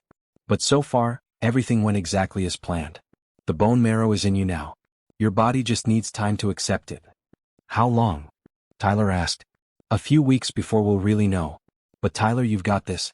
You've been so strong through everything else. This is just one more challenge." Tyler's eyes drifted closed again, the pain medication pulling him back under. Julian sat back in his chair, prepared for a long night. The days that followed established a new routine. Julian practically lived in Tyler's isolation room, leaving only when absolutely necessary. He worked remotely when Tyler was sleeping, taking conference calls in a mask and gown, making decisions about Pierce Industries from a hospital chair. Tyler's condition remained stable but precarious. His blood counts were dropping as expected, the chemotherapy having destroyed his old bone marrow, and they were waiting anxiously for signs that the new marrow was engrafting and producing healthy cells. On day 5 something changed. Tyler spiked a fever. Julian was dozing in his chair when the monitors started beeping, alerting the nursing staff. Within minutes, the room was full of people, Dr. Richardson ordering tests and adjusting medications. "What's happening?" Julian asked, feeling panic rise in his throat. "Fever could be many things," Dr. Richardson said, already examining Tyler. "Infection is the main concern, but it could also just be his body's reaction to the transplant. We're running blood cultures now to see if there's bacterial or fungal growth." Tyler was barely conscious, his skin burning hot to the touch. Julian wanted to gather him up, hold him, make it better through sheer force of will. But all he could do was stand there, helpless, while the medical team worked.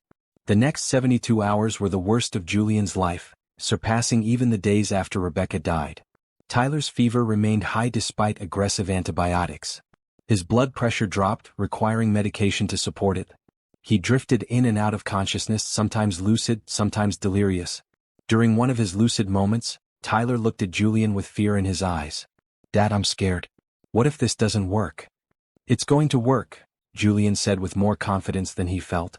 "You're fighting, the doctors are fighting, and I'm right here fighting with you. We're not giving up." "But if something happens," Tyler's voice broke. "Nothing is going to happen," Julian said firmly.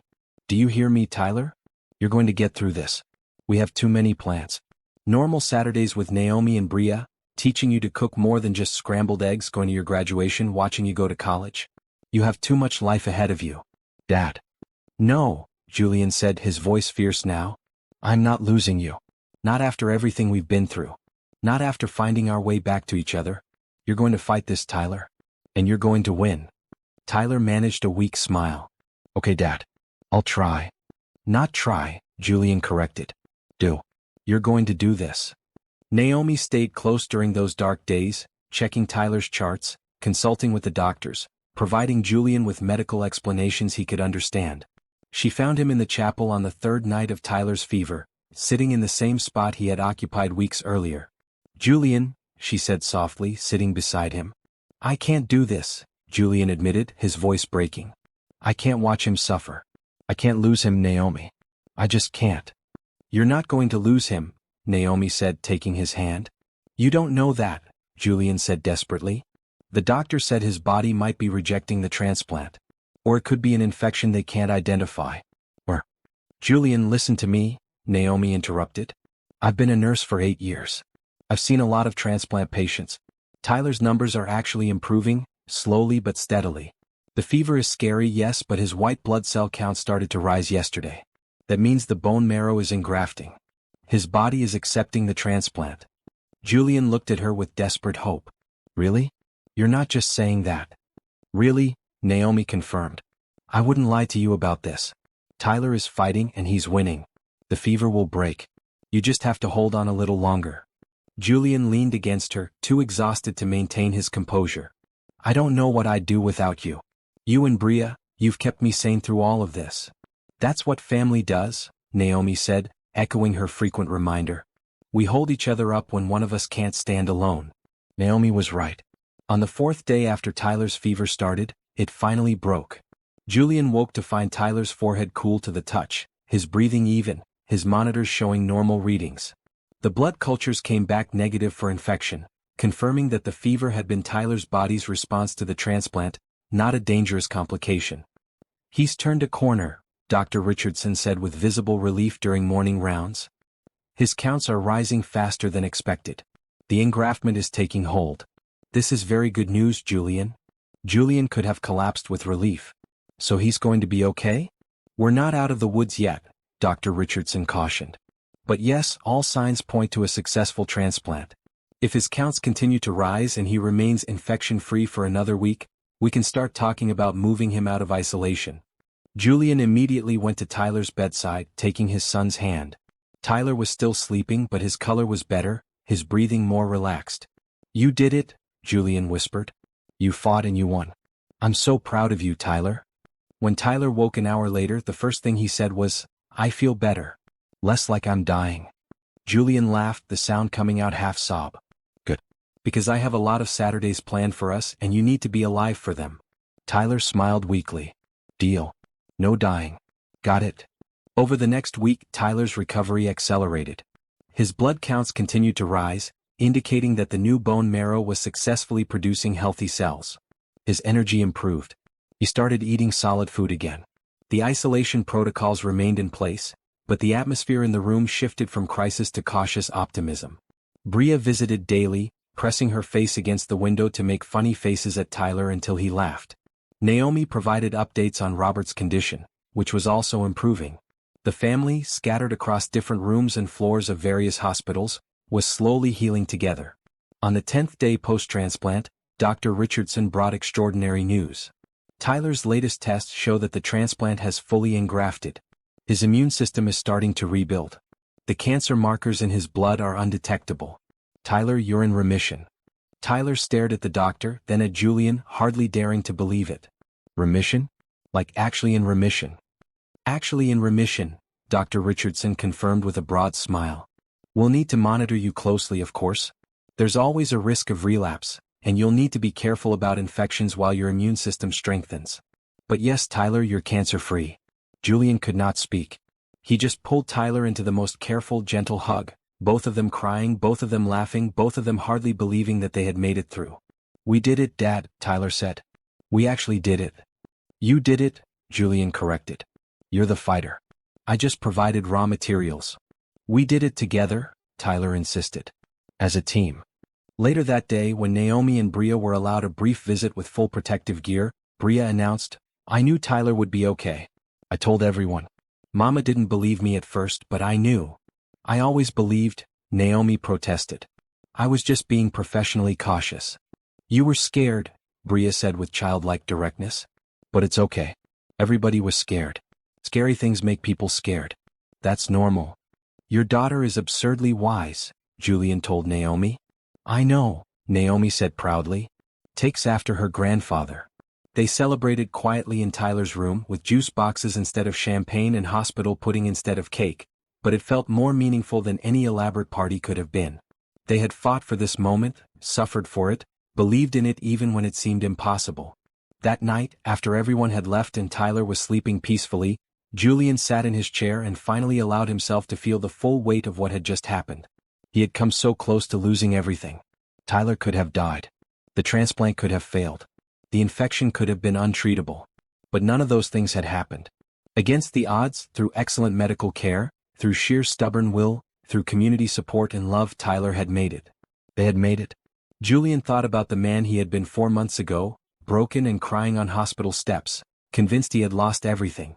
That man could never have imagined this moment. Could never have conceived of the family he would find, the healing that would happen, the joy that would emerge from so much pain. But here he was. Here they all were. A found family brought together by a 7-year-old simple offer and bound together by their decision to show up for each other through everything. The fear of losing what he had just found had nearly paralyzed Julian during Tyler's crisis. But now, on the other side of that fear, he understood something crucial. Love was always a risk. Being vulnerable meant the possibility of being hurt. Opening your heart guaranteed you could lose what you loved. But the alternative, shutting yourself off and refusing to connect, was not protection. It was just a different kind of loss. A slower, sadder way of dying. Julian had chosen to love, to show up, to be present despite the risk. And yes, he had experienced terror like nothing else when Tyler's life hung in the balance. But he had also experienced joy, connection, purpose, and meaning in ways he never had before. Love was worth the risk. Family was worth the fear. And Tyler, sleeping peacefully in his hospital bed, cancer-free and healing, was worth everything. Julian fell asleep in his chair, more at peace than he had been in years, dreaming of all the normal Saturdays to come, all the scrambled eggs Tyler would teach him to cook better, all the movies they would watch, all the ordinary moments that would accumulate into an extraordinary life. The fear had been real. The danger had been genuine. But they had survived it together as a family, and that made all the difference. 3 months after Tyler's successful transplant, spring was blooming across the city. Tyler had been released from the hospital 6 weeks earlier and was steadily regaining strength. His hair was growing back, softer and cullier than before. His energy returned gradually, and under Dr. Richardson's supervision, he was slowly reintegrating into normal teenage life. Julian sat in his home office, reviewing documents for the official launch of the Pierce Family Foundation. The foundation had grown beyond even his ambitious initial plans. With Naomi's input, they had developed comprehensive programs: medical bill assistance, family counseling, temporary housing for out-of-town families, meal delivery services, transportation support, and even emergency financial assistance for families who lost income while caring for sick children. A knock interrupted his concentration. Julian looked up to see Tyler standing in the doorway, looking healthier and happier than he had in over a year. "Hey Dad, can we talk?" "Always," Julian said, closing his laptop and giving Tyler his full attention. "What's up?" Tyler sat down across from him, fidgeting slightly with his phone. "I've been thinking about something. About the foundation launch next month." "Okay," Julian said. "What about it?" "I want to speak," Tyler said. "At the event. I want to tell my story, talk about what we went through, thank the people who helped us. I think it might inspire people, show them why the foundation matters." Julian felt pride swell in his chest. "Tyler, that's a wonderful idea. Are you sure you're ready for that kind of public attention?" "I'm sure," Tyler said firmly. "Dad, we have a platform. You're famous, the company is well known, and people are interested in our story. If we can use that to help other families, why wouldn't we? Your mother would be so proud of you," Julian said, his voice thick with emotion. "I hope so," Tyler replied. "I've been thinking about her a lot lately. About what she would want us to do with everything we've been given." They spent the next hour planning Tyler's speech, discussing what to share and what to keep private, how to balance vulnerability with maintaining appropriate boundaries. It was a collaborative process, and Julian marveled at Tyler's maturity and thoughtfulness. Later that afternoon, Julian had a previously scheduled meeting with Naomi at a cafe downtown. They had been coordinating frequently on foundation details, but this meeting felt different. Julian found himself more nervous than usual, though he could not quite articulate why. Naomi arrived wearing a bright blue dress that matched her scrubs in color but was decidedly more elegant. Julian stood to greet her, suddenly very aware that this was the first time he had seen her in anything other than scrubs or casual clothes. "You look beautiful," he said without thinking, then immediately felt his face heat up. Naomi smiled, a slight blush coloring her cheeks. "Thank you. I thought since we were meeting somewhere fancy instead of the hospital cafeteria, I should dress accordingly." They ordered coffee and began discussing foundation logistics, but Julian found himself distracted. Somewhere over the past 4 months, Naomi had become more than just a friend or colleague. She was the person he most wanted to talk to at the end of every day.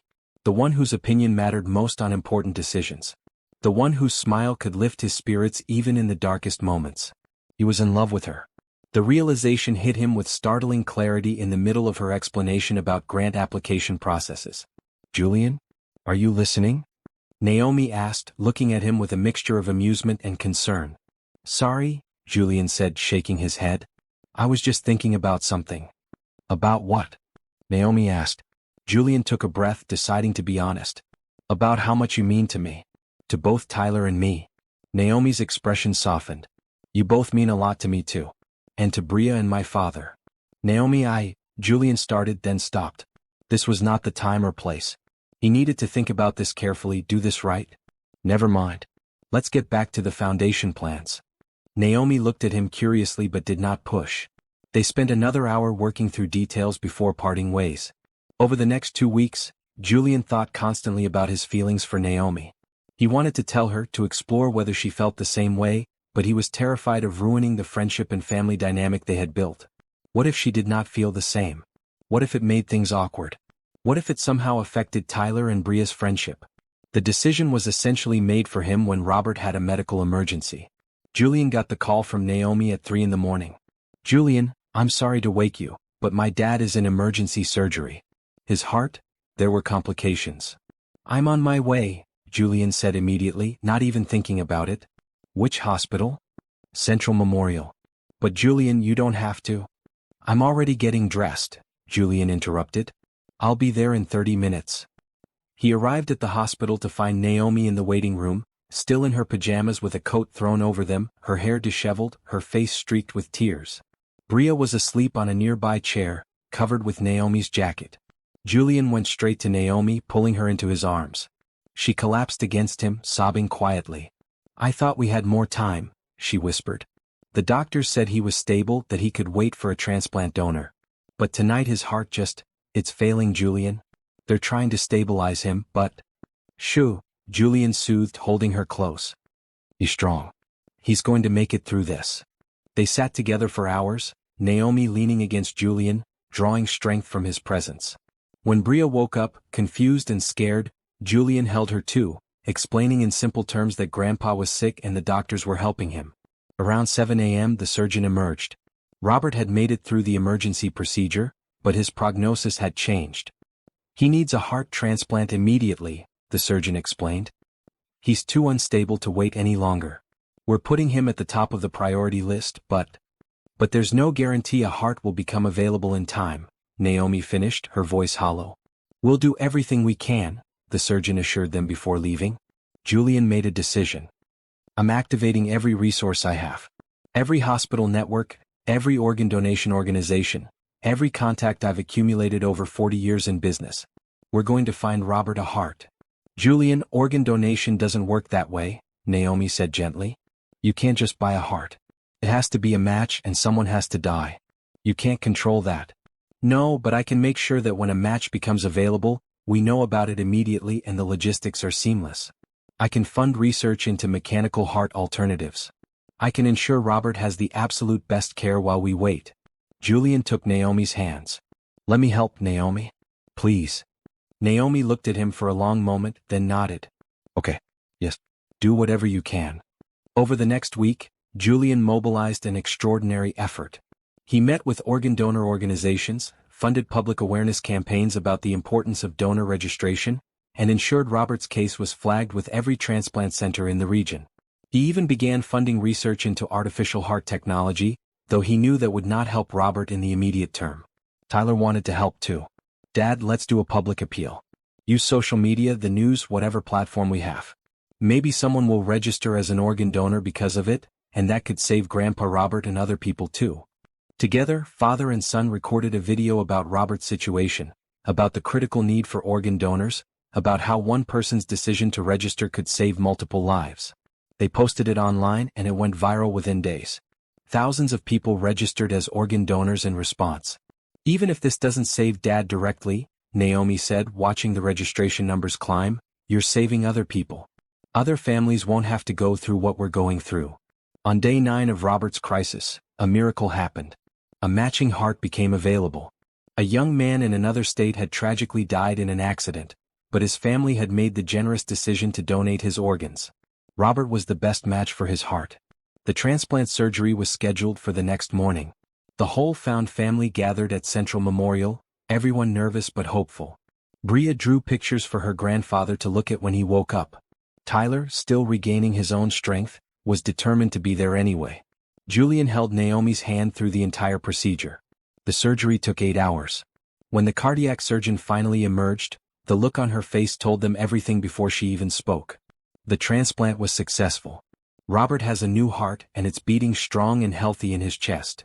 Naomi broke down completely, and Julian held her while she cried tears of joy and relief and gratitude. Bria cheered, not fully understanding but knowing it was good news. Tyler grinned, looking happier than Julian had seen him in months. "Can we see him?" Naomi asked when she had regained some composure. "He's in recovery now, still unconscious," the surgeon said. "But yes, family can visit briefly once he's moved to the ICU." 2 hours later they were allowed in to see Robert. He looked peaceful, his color already better than it had been in months, machines monitoring his new heart's steady rhythm. "Dad," Naomi whispered, taking his hand carefully. "You did it. You have a new heart. You're going to be okay." Julian watched Naomi with her father, saw the love and relief on her face, and knew with absolute certainty what he needed to do. Life was too short, too precarious, too precious to waste time being cautious with the people you loved. That evening, after Robert had been moved to a regular room and was resting comfortably, after Tyler and Bria had gone home with Naomi's neighbor who had offered to help, Julian asked Naomi to take a walk with him in the hospital gardens.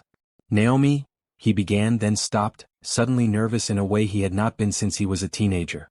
"Yes," Naomi prompted, looking at him curiously. "These past 4 months have changed my life," Julian said. "You and Bria and your father, you've taught me what actually matters. You've shown me how to be present, how to love, how to build a family that's chosen rather than just inherited." Naomi smiled. "You've done the same for us, Julian. You've given my father his life back. You've provided security I never dreamed we'd have. You've been an amazing friend." "That's the thing," Julian said, taking her hand. "I don't want to just be your friend, Naomi. I'm in love with you. I think I have been for months, but I was scared to say anything. Scared of ruining what we have." Naomi's eyes widened, filling with tears. "Julian." "Wait, let me finish," Julian interrupted gently. "I know this is complicated.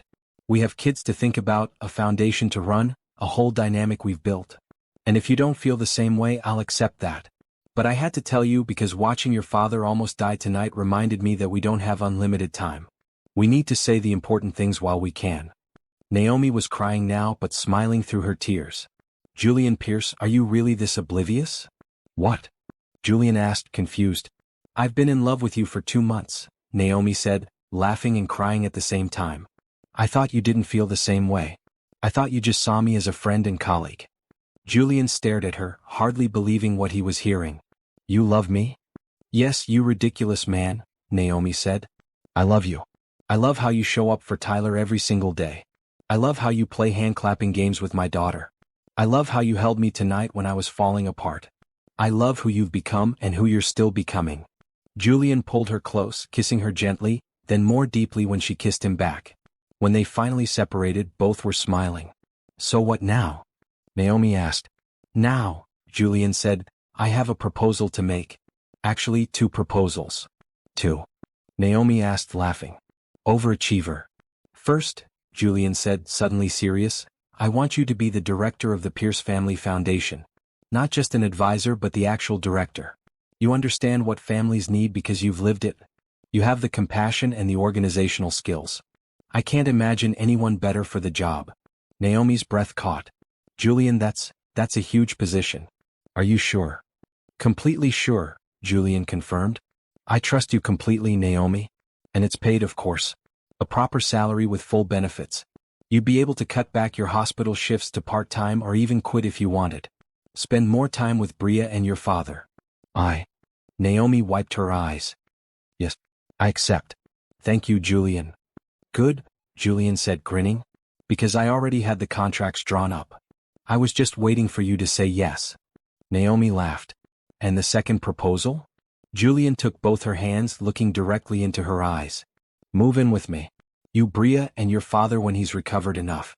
My house is absurdly large and mostly empty. There's more than enough room for everyone. We're already functioning as a family. Let's make it official. Live together, raise our kids together, figure out this life together. Julian, Naomi said, her voice shaking, are you asking me to marry you? Not yet, Julian said honestly.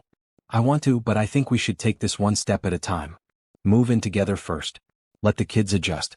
Make sure this works in the day-to-day reality of living together. But Naomi, I do want a future with you. A real future. Marriage, growing old together, all of it. I'm just suggesting we build up to that. Naomi nodded slowly, thinking. What about the kids? Tyler and Bria? How will they feel about this? Why don't we ask them? Julian suggested. The next morning, they gathered Tyler and Bria in Robert's hospital room. Robert was awake now, weak but alert, and immediately noticed something different about Julian and Naomi. Well, Robert said with a knowing smile. You two finally figured it out, did you? Figured what out? Bria asked, looking between the adults. Julian and Naomi exchanged glances, then Julian spoke. Bria, Tyler, we wanted to talk to you both about something important. Your mom and I have feelings for each other. We care about each other as more than just friends. You love each other, Tyler said simply. We know, Dad. We've known for weeks. You have? Naomi asked, surprised. You're not subtle, Tyler said with amusement. The way you look at each other, how you always find excuses to touch each other, how happy you both are when you're together. Bria and I talked about it. We think it's nice, Bria added. Mama is happy. Mr. Julian is happy. Tyler is happy. I'm happy. Everyone is happy. So you'd be okay if we moved in together? Julian asked. All of us in one house like a real family? Bria's face lit up. Like a real family? With Tyler as my brother? Like a brother, Naomi clarified. Not technically your brother, but... Close enough, Tyler interrupted. I've always wanted a little sister. Especially one as cool as Bria. Bria launched herself at Tyler, hugging him fiercely. I have a brother. I have a brother. Robert laughed from his hospital bed, though it came out weak. Looks like you have your answer. There's one more thing, Julian said. Naomi has agreed to be the director of the Pierce Family Foundation. So she'll be working with me more closely, helping families going through what we went through. That's perfect, Tyler said. Mom would love that. Using your resources to actually help people. She would, Julian agreed, feeling Rebecca's presence in the room, approving of the path his life had taken. They spent the rest of the day planning, dreaming, imagining their future together. Robert would need months of recovery, but once he was stable, he would move into one of the guest suites in Julian's mansion, with full-time nursing care if needed. Bria would have her own room, decorated however she wanted. Tyler and Bria could choose to share the media room or the game room or whatever space they wanted for hanging out together. It's going to be chaos, Naomi said, smiling. 5 people, different schedules, learning to live together. Beautiful chaos, Julian corrected. The best kind. That evening as Julian and Tyler drove home, Tyler spoke up. Dad, I'm proud of you. For what? Julian asked. For being brave enough to try again, Tyler said. With love, with family, with all of it. You could have stayed closed off after Mom died. But you opened yourself up again. That takes courage. Julian felt emotion well up in his throat. I learned that from you, Tyler. You were brave enough to give me another chance. That taught me everything. They drove in comfortable silence for a while before Tyler spoke again. You know, if you do end up marrying Naomi eventually, I think it would be okay. I think Mom would want you to be happy. And Naomi makes you happy. She does, Julian agreed. But Tyler, no one will ever replace your mother. What I had with her was unique and special. What I'm building with Naomi is different, but equally important. There's room in my heart for both. I know, Tyler said. That's not what I was worried about. I was more worried about you being alone forever, actually. Julian reached over and squeezed Tyler's shoulder. Not alone anymore. We have a family now. A weird, wonderful, found family. The best kind, Tyler echoed his father's earlier words. As they pulled into the driveway of the house that would soon be full of life and love and beautiful chaos, Julian reflected on how much had changed since that December night 4 months ago. He had been broken, alone, and convinced he had lost everything. But a 7-year-old girl had told him he could borrow her mother. And that simple act of kindness had set in motion a series of events that had saved multiple lives, built a community, created a foundation that would help thousands of families, and brought together a family that chose each other every single day. Love, Julian had learned, was not something you found and kept safely locked away.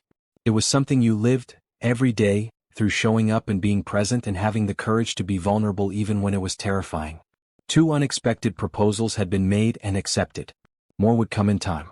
But for now, Julian was content to take things one step at a time, building a life with Naomi and their children, proving every day that kindness, hope, and love really do lead to beautiful beginnings. The best was yet to come.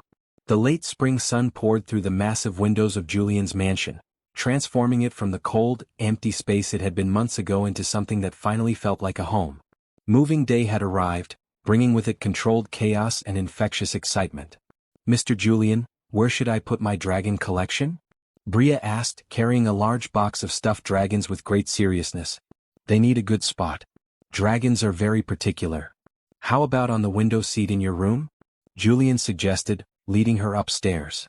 "That way they can look out over the garden." "Perfect," Bria declared. "Dragons like gardens." Tyler passed them on the stairs, carrying boxes of his own belongings. "Dad, Naomi wants to know if you have a preference for where she puts the kitchen stuff." "Whatever she thinks is best," Julian called back. "This is her house now too. She can organize it however she wants." Julian paused on the landing, taking in the scene below. Movers were bringing in furniture. Naomi was directing traffic with the organizational skills of someone who had managed hospital chaos for years. Robert, still recovering but steadier every day, supervised from a comfortable chair, offering commentary and occasional laughter. This was what life was supposed to be. Messy, loud, full of people and voices and love. By evening, most of the major items were in place, though boxes remained to be unpacked. They ordered pizza for dinner and ate sitting on the floor of the living room since the dining table was buried under boxes. "To new beginnings," Robert said, raising his glass of water.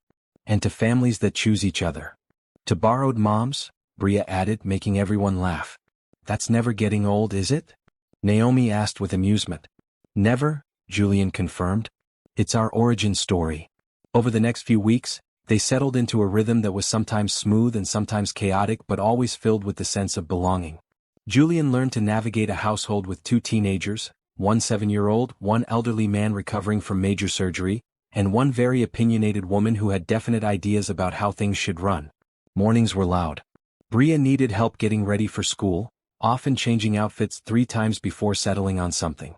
Tyler moved slowly, still rebuilding his strength, but insisted on making his own breakfast. Robert required assistance with his medications and morning routine.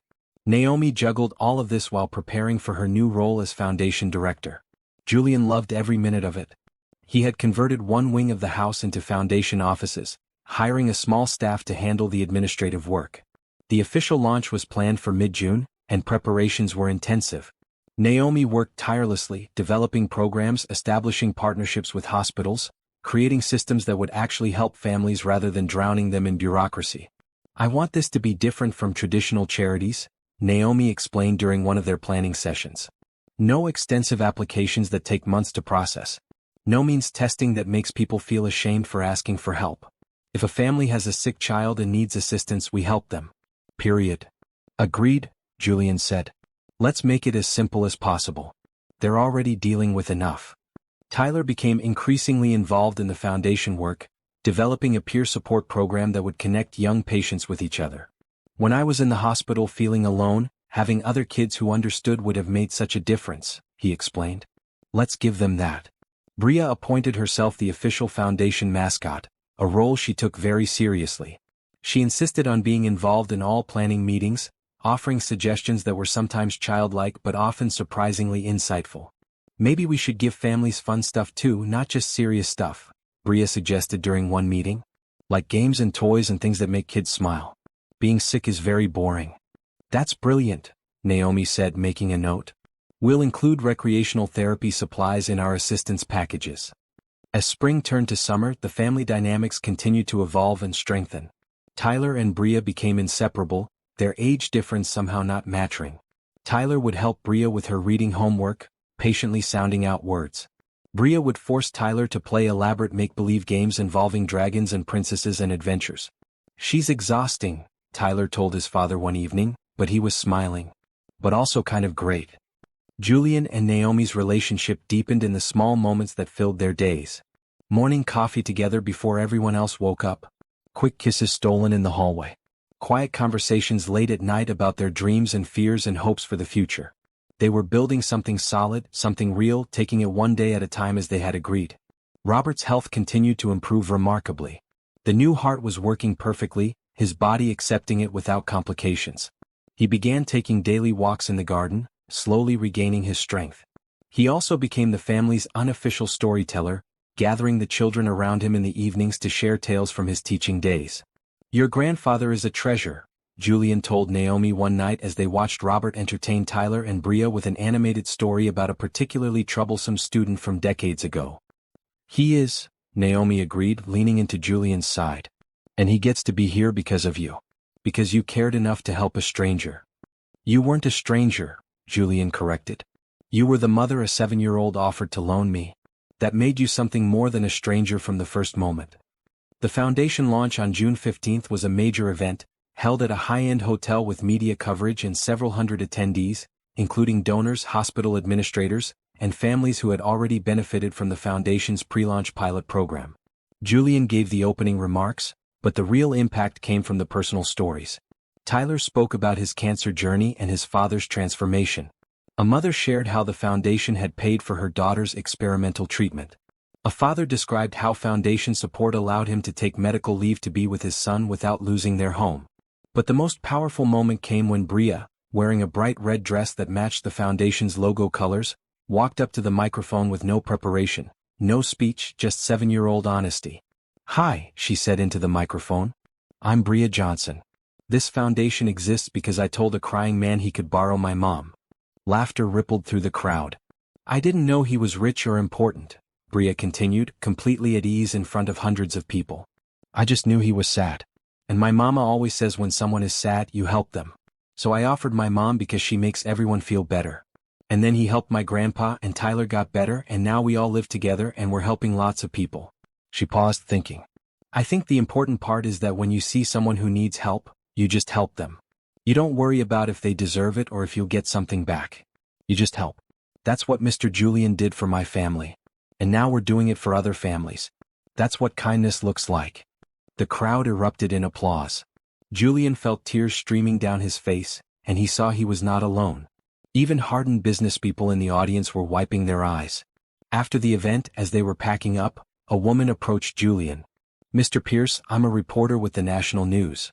I'd like to do a feature on you and your family, about the foundation and this remarkable story." Julian looked at Naomi, Tyler, and Bria, who had all gathered around him. "What do you all think? It's not just my story. It's our story." "Let's do it," Tyler said immediately. "If it helps more families, we should share it." "I want to be on TV," Bria announced. "I have important things to say." Naomi laughed. "Okay, but we set boundaries. We control what gets shared and what stays private." "Absolutely," the reporter agreed. "This would be a positive piece about family, transformation, and giving back." The interview aired 2 weeks later and went viral almost immediately. The story of a crying billionaire, a compassionate child, and the family they built together resonated with people around the world. Donations poured into the foundation. Hospitals reached out wanting to partner. Families in crisis wrote asking for help. But the attention also brought challenges. Media outlets wanted more access. Strangers approached them in public. The privacy they had carefully maintained was suddenly harder to protect. One evening, about a month after the feature aired, they gathered as a family to discuss how to handle it. "I didn't think it would be this big," Tyler admitted. "People recognize me at physical therapy. It's weird. People keep asking me about the foundation at my new school," Bria said. She had just finished 2nd grade and was already worried about starting 3rd grade as the girl from that news story. "I'm sorry," Julian said. "I should have anticipated this better. Protected you all more." "Julian, stop," Naomi interrupted. "We all agreed to do the interview. And yes, it's overwhelming, but look at the good it's done. The foundation has helped 50 families in the past month alone. That's 50 families who might have gone bankrupt or given up. We can handle some attention if it means helping that many people." "Your mother is right," Robert added. "Publicity is uncomfortable, but it's temporary. The help you're providing to families, that's permanent. That changes lives." They established new boundaries. No more media interviews for a while. A PR firm to handle requests and manage their public image. Increase security when needed. They were learning to balance their desire to help with the need to protect their private family life. As summer progressed, Tyler's strength continued to improve. He was officially declared in full remission in late July, and Dr. Richardson gave him clearance to gradually return to normal activities. The look on Tyler's face when he got that news was something Julian would treasure forever. "I can go back to school in the fall?" Tyler asked, hardly daring to believe it. "Yes," Dr. Richardson confirmed. "Start slowly, half-days at first, but yes, you can return to regular school." Tyler immediately turned to Julian. "Dad, can we celebrate? Like really celebrate?" "Absolutely," Julian said. "What do you want to do?" "I want to take everyone to the beach," Tyler said. "Our whole family. Just spend a week being normal. Swimming, building sandcastles with Bria, eating ice cream. Normal stuff." "Done," Julian said immediately. "I'll arrange everything." 2 weeks later, they were at a private beach house Julian had rented. For 7 days they existed in a bubble of normalcy. No foundation work, no medical appointments, no media attention. Just a family being together. Julian taught Bria to swim, patiently holding her as she kicked and splashed. Tyler built elaborate sandcastles with Bria's help, the two of them constructing an entire kingdom complete with moat and towers. Naomi and Robert sat under umbrellas, reading and watching the children with contentment. One evening, as the sun set over the ocean, Julian and Naomi walked along the beach alone while Robert supervised the kids roasting marshmallows for s'mores. "This is perfect," Naomi said, her hand in Julian's. "Just being together, no complications." "It is," Julian agreed. Then, surprising himself, he stopped walking and turned to face her. "Naomi, I know we said we'd take things slowly, build up to bigger commitments. But these past few months, watching our family come together, seeing how perfectly we all fit, I don't want to wait anymore." He pulled a small box from his pocket. "I've been carrying this around for 2 weeks trying to find the perfect moment. But I realize there is no perfect moment. Every moment with you is perfect." Naomi's hand flew to her mouth, tears already forming in her eyes. "Naomi Johnson," Julian said, opening the box to reveal a beautiful but understated ring, "will you marry me? Not because I need you to complete me, but because I want to spend the rest of my life choosing you, choosing us, choosing this beautiful family we've built." "Yes," Naomi said, crying and laughing at the same time. "Yes, of course, yes." Julian slipped the ring on her finger, then pulled her into a kiss that felt like a promise of every tomorrow to come. When they returned to the beach house, hand in hand, Tyler and Bria took one look at their faces and knew immediately what had happened. "Finally," Tyler said, grinning. "I was wondering when you'd ask her, Dad." "You knew I was going to?" Julian asked, surprised. "You bought a ring 3 weeks ago," Tyler said. "You're not as subtle as you think." Bria ran to Naomi, examining the ring with great interest. "Does this mean we're a real family now? Like officially?" "We've been a real family for months," Naomi said, kneeling to Bria's level. "The ring just makes it official in a legal way. But nothing really changes. We're still the same family." "When's the wedding?" Bria asked. "Can I wear a fancy dress? Can there be cake? Can Tyler walk you down the aisle? Can dragons?" "Slow down," Naomi laughed. "We just got engaged. We'll figure out all the details later."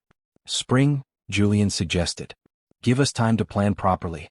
Something small, just family and close friends." "Perfect," Naomi agreed. That night, as Julian lay in bed listening to the ocean through the open window, Naomi beside him, he reflected on the journey that had brought them to this moment. 8 months ago he had been sitting on hospital steps, completely broken. Now he was engaged to an incredible woman, father to a son who was healthy and thriving, bonus father to a 7-year-old who saw magic in the world, and about to officially welcome Robert as family. The Pierce Family Foundation was helping families across the state. His relationship with Tyler was stronger than ever. He had learned how to crack eggs, build sandcastles, and be present in the ordinary moments that made life extraordinary. All of it traced back to one moment, a little girl in a green coat telling him he could borrow her mother. "What are you thinking about?" Naomi whispered in the darkness. "About how grateful I am," Julian whispered back. "For you, for our family, for every moment that led us here." "Me too," Naomi said, snuggling closer.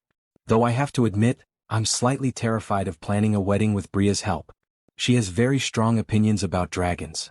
Julian laughed quietly. "We'll make it work. We always do." "Yes," Naomi agreed. "We always do." They fell asleep to the sound of waves and the warmth of each other, dreaming of the future they were building together, one choice, one day, one act of love at a time. 1 year. 1 full year since that cold December night when Julian had sat broken on hospital steps and a 7-year-old with red ribbons in her hair had offered him the most precious gift she had. Her mother. Now, on a warm December evening exactly 1 year later, Julian stood in the same hospital's conference room, but the circumstances could not have been more different. The room was decorated festively but tastefully, filled with families whose lives the Pierce Family Foundation had touched over the past 6 months since its official launch. Tyler, healthy and strong, his hair fully grown back and his energy returned, stood beside Julian reviewing his speech one last time. Bria, wearing a green velvet dress with a bright red ribbon in her hair, bounced excitedly near the refreshment table. Naomi, wearing her engagement ring and a beautiful blue dress that matched her eyes, coordinated last-minute details with the event staff. Robert, recovered and robust, greeted arriving guests with his characteristic warmth. This was the 1-year anniversary celebration, a chance to reflect on how far they had come and to honor the families who had inspired the Foundation's mission. Dr. Richardson arrived with several of the nurses from the pediatric floor, including the staff who had cared for Tyler during his darkest days. Jordan, Ava, and Sammy, the 3 young patients Tyler had befriended, were there with their families. All 3 were doing well in their own recovery journeys. As the room filled, Julian felt Naomi slip her hand into his. "Ready?" she asked. "Absolutely," Julian said, squeezing her hand. The program began with a video montage showing the Foundation's first year. Families helped, bills paid, resources provided, smiles brought to faces that had known too much worry. Then came the speeches. Julian spoke first, his words simple and from the heart. "A year ago today I was lost. I had wealth, power, and success, but I had nothing that actually mattered. Then a child taught me the most important lesson. When someone needs help, you help them. No complicated reasoning, no cost-benefit analysis, just simple human kindness." He paused, looking at his family. "That lesson transformed my life. It brought me back to my son. It gave me a new family. It showed me what I should have been doing with my resources all along. This foundation exists because of one act of compassion, and we hope to multiply that compassion 1,000 times over." Tyler spoke next, his voice clear and confident. "Cancer taught me a lot of things I wish I hadn't had to learn. But the most important lesson was about what matters. Not grades or popularity or accomplishments, but people. The people who show up when things are hard. The people who sit with you in the scary moments. The people who choose to be family even when biology says they don't have to." He looked directly at Bria. "I'm alive today partly because of medical science, partly because of an incredible doctor, but mostly because of love. My dad's love, which gave me the bone marrow I needed. And Bria's love, which gave my dad back to me when I needed him most." Several people in the audience were crying now, moved by Tyler's honest words. Then Bria approached the microphone, requiring a step stool to reach it. She looked out at the crowd with no nervousness whatsoever. "Hi everyone. I'm Bria and I'm 8 now, which is older than when this story started. Last year I found Mr. Julian crying outside the hospital. He looked very sad. So I told him he could borrow my mama because mamas make everything better." She paused as if considering how to explain something complex. "I think I was right about that. Mamas do make everything better.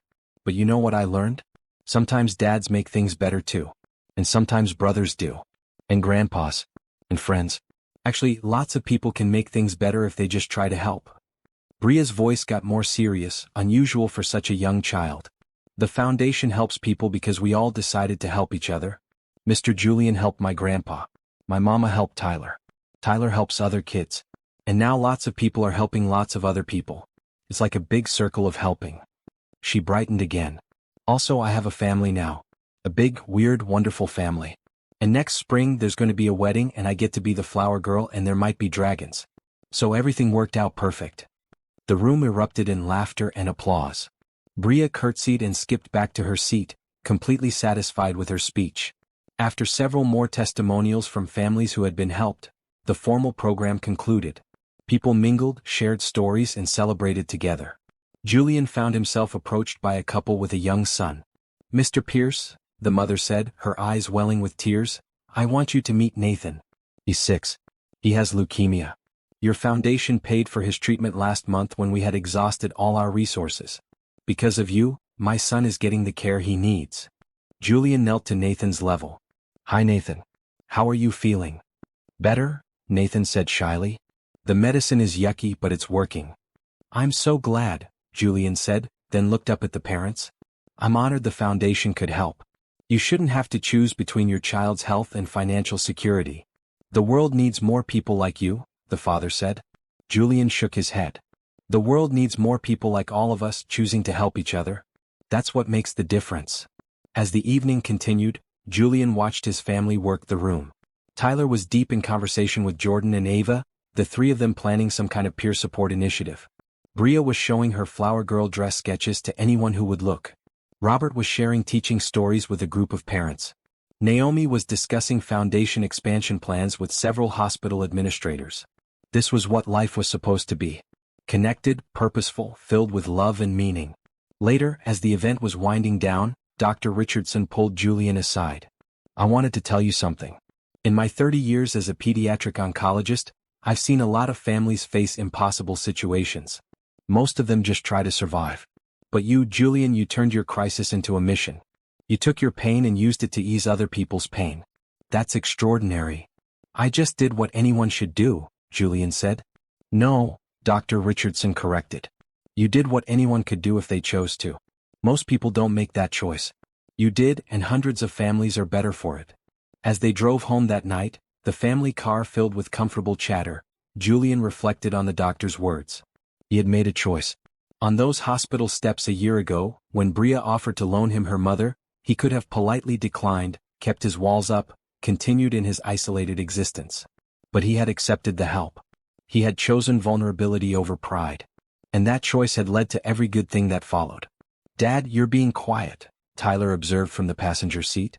What are you thinking about? Just grateful, Julian said. For all of this. For you being healthy. For our family. For the chance to make a difference. We're grateful too, Naomi said from the back seat where she sat with Bria and Robert. For you. For your courage to change. My courage. Julian laughed. I wasn't courageous. I was desperate and broken. Same thing sometimes, Robert said wisely. Courage often looks like desperation. The bravest thing you can do is admit you need help and then accept it when it's offered. If this story moved you, please subscribe and share it with someone who needs to be reminded that it's never too late to change, to heal, and to build the life you're meant to live. Your comments and shares help spread messages of hope and kindness. When they arrived home, Bria was already asleep, and Julian carried her to her room, tucking her in carefully. He looked around the room at the dragon collection on the window seat, the drawings covering the walls, the evidence of a well-loved, happy child. 1 year ago, this room had been empty like the rest of the house. Now it was full of life just like every room in the house. Julian found Naomi in their bedroom, removing her jewelry. Have I told you today that I love you? He asked. Yes, Naomi smiled. But I never get tired of hearing it. I love you, Julian said, wrapping his arms around her from behind. And I can't wait to marry you in the spring. Are you ready for Bria to plan our wedding? Naomi asked with amusement. Because she has a lot of ideas, many of them involving dragons. I'm ready for anything, Julian said. As long as I end up married to you, the details don't matter. Even if there are dragons? Naomi teased. Especially if there are dragons, Julian confirmed. Bria's dragons are non-negotiable. They stood there for a moment, holding each other, grateful for the life they were building. Over the next few months, as winter turned to spring, wedding plans took shape. True to her word, Bria was heavily involved, and yes, there were dragon elements incorporated into the design. But it was beautiful, intimate, and perfect. The wedding took place in the garden of their home on a sunny April morning. Tyler walked Naomi down the aisle, a role he had specifically requested. Bria took her duties as flower girl very seriously, distributing petals with careful precision. Robert officiated, having become ordained specifically for this purpose. The guest list was small. Close friends, the hospital staff who had become family, the families they had helped through the foundation, and Dr. Richardson. Everyone who had been part of their journey to this moment. As Julian watched Naomi walk toward him, Tyler at her side, Bria scattering flowers ahead of them, Robert waiting to perform the ceremony, he felt overwhelmingly grateful. Grateful for the hard moments that had led here. Grateful for the people who had helped them heal. Grateful for second chances and found families and the courage to be vulnerable. The ceremony was simple but meaningful. When it came time for vows, Julian spoke from his heart. Naomi, you saved my life. Not by fixing me but by seeing me, accepting me, and showing me what really matters. You taught me how to be present, how to love, how to build a life instead of just accumulating things. I promise to choose you every day, to show up even when it's hard, and to build our family with the same kindness you showed me from the very first moment." Naomi's vows were equally heartfelt. "Julian, you showed me that it's okay to accept help, that pride shouldn't prevent us from receiving what we need. You've given my family security, love, and hope. But more than that, you've given me a partner who understands that family is not about perfection but about showing up. I promise to choose you every day, to support your continued growth, and to build our life together with honesty, compassion, and joy." When Robert pronounced them married, the small gathering erupted in applause. Tyler and Bria rushed forward, wrapping their arms around their parents in a group hug that photographer captured perfectly. The reception was held in the garden, simple and joyful. There was dancing, laughter, stories shared, and yes, a cake decorated with subtle dragon details that made Bria beam with pride. At one point, Julian found himself standing with Tyler, both of them watching Naomi dance with Bria. "Mom would have liked her," Tyler said quietly. "She would have been happy you found someone good." "I think so too," Julian agreed. "And Tyler, I want you to know that loving Naomi doesn't diminish what your mother and I had. It's just a different chapter." "I know, Dad," Tyler said, putting an arm around his father's shoulders. "And I'm glad you found this chapter. You deserve to be happy." As the sun set and the reception continued under string lights, Julian had a moment of perfect clarity. This was the best gift of all. Not the wealth he had accumulated, not the success he had achieved, not even the foundation they had built. The best gift was right here. Tyler healthy and thriving. Naomi, now his wife, dancing with their daughter. Robert, recovered and vibrant, telling stories to a rapt audience. Bria, her green dress twirling as she danced, completely joyful and secure in the love surrounding her. Family. Chosen, fought for, built one day at a time through showing up and being present and having the courage to accept help when it was offered. Later that night, after guests had departed and children had been put to bed, Julian and Naomi stood on their bedroom balcony, looking out over the garden where they had just been married. "Happy?" Naomi asked. "Beyond happy," Julian confirmed. "Complete. Content. Grateful." "Me too," Naomi said, leaning against him. They stood in comfortable silence for a moment before Julian spoke again. "Do you ever think about how different things could have been? If Bria hadn't seen me crying that night? If I had refused her offer?" "Sometimes," Naomi admitted. "But I try not to dwell on what is. I'd rather focus on what is. And what is pretty perfect." "It really is," Julian agreed. As they headed inside, Naomi stopped. "Julian, I should tell you something. I'm pregnant." Julian stared at her, hardly comprehending. "What? Really? How long have you known?" 2 weeks, Naomi said, smiling at his shocked expression. "I wanted to wait until after the wedding to tell you." "Surprise?" Julian pulled her into a careful hug, laughing with joy. "That's the best surprise. Another child. Our child. Tyler and Bria are going to lose their minds," Naomi predicted. "In the best way," Julian said. They told the family the next morning over breakfast.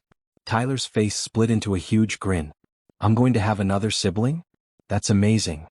Bria's reaction was even more enthusiastic. "A baby? Can we name it Dragon?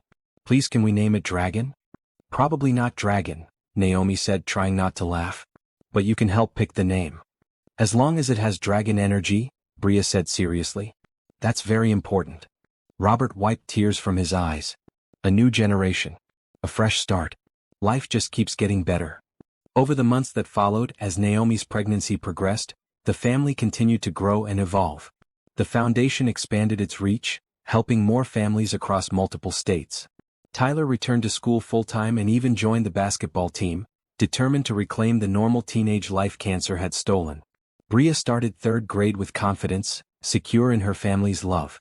And Julian continued to show up, every single day, as the man he had become rather than the man he used to be. He never forgot the lesson that had changed everything. When someone needs help, you help them. Simple, powerful, transformative. When their baby was born in the early fall, a healthy girl with her mother's eyes and her father's smile, they named her Hope Rebecca Pierce. Hope for the future they were building. Rebecca in honor of the woman who had first shown Julian what love and family could be. Bria was enchanted with her baby sister, though disappointed they didn't name her Dragon. "That's okay," she decided. "I'll teach her about dragons myself." The christening took place in their garden, with the same small group who had witnessed the wedding. Dr. Richardson attended, as did many of the families the foundation had helped. Jordan, Ava, and Sammy, all doing well in their own journeys, came to celebrate. As Julian held baby Hope, surrounded by Tyler, Bria, Naomi and Robert, he felt a peace so profound it was almost overwhelming. This was what he had been missing for so long. This sense of purpose, of connection, of belonging to something larger than himself. A photographer captured the moment. Julian with Hope in his arms, Naomi beside him, Tyler and Bria pressed close, Robert looking on with pride. The family, complete and whole and choosing each other every day. Later, as the celebration wound down and Hope slept peacefully in her nursery, Julian found himself in Bria's room. She was supposed to be sleeping but was instead sitting up in bed, looking thoughtful. "Can't sleep?" Julian asked, sitting on the edge of her bed. "I was just thinking," Bria said. "About that night I found you crying. I almost didn't stop. I almost just walked past because Mama says not to talk to strangers. But you looked so sad." "I'm very glad you stopped," Julian said. "Your kindness changed everything, Bria." "I know," Bria said with characteristic confidence. "But Mr. Julian, can I tell you a secret?" "Of course." "I knew you were going to be important," Bria said seriously. "When I saw you crying I just knew. Like how I know when Mama is sad even when she's smiling. I knew you needed help and I knew we could help you. So I told you to borrow Mama." Julian felt tears prick his eyes. "You have a very special gift, Bria. You see people's hearts." "Grandpa says I got it from Grandma," Bria said. She could see hearts too. "Well, I'm grateful you have it," Julian said, tucking her blanket around her. "And I'm grateful you saw mine that night and decided it was worth saving." "All hearts are worth saving," Bria said as if it was the most obvious thing in the world. "You just have to try." As Julian left her room and headed back downstairs, he reflected on those words. All hearts are worth saving. You just have to try. That simple philosophy, carried by an 8-year-old, was the foundation of everything good in his life now. That willingness to see suffering and respond to it. That choice to help rather than walk past. That courage to be vulnerable and accept assistance when it was offered. He found Naomi in the living room watching the baby monitor. "Everything okay?" he asked. "Perfect," Naomi said. "Just thinking about how much has changed in less than 2 years." "Everything has changed," Julian agreed, sitting beside her. "And all because you and Bria showed a broken man kindness when he needed it most." "You did the work," Naomi reminded him. "We just opened the door. You chose to walk through it." "Best decision I ever made," Julian said, pulling her close. They sat in comfortable silence, watching the monitor as their baby daughter slept peacefully, listening to the sounds of their home, their family, their life. Upstairs, Tyler was probably on his phone, texting friends or doing homework, living the normal teenage life he had fought so hard to reclaim. Bria was falling asleep, dreaming whatever dreams 8-year-olds have. Robert was reading in his room, grateful for every day he got to be here with his family. And Hope, their newest addition, slept with the complete trust only babies have. This was the gift. This was what mattered. Not the mansion or the wealth or the business empire or even the foundation, though all of those things had their place. The real treasure was right here. People who chose each other, who showed up through hard times and good, who built a life together one ordinary moment at a time. Julian had spent 42 years accumulating things that didn't matter and missing what did. Then a 7-year-old had told him he could borrow her mother, and everything changed. That one small act of kindness had cascaded into healing, growth, love, and a family that was proof that hope, kindness, and love really do always lead to beautiful beginnings. "What are you thinking?" Naomi asked, noting his distant expression. "Just grateful," Julian said. "For you, for our children, for every moment that led us here. For Bria, who saw a crying stranger and offered the most valuable thing she had. She'd tell you it was no big deal," Naomi said, smiling. "That it was just the obvious thing to do. And that's exactly why it was such a big deal," Julian said. "Because to her, kindness is the obvious choice. We should all be more like Bria.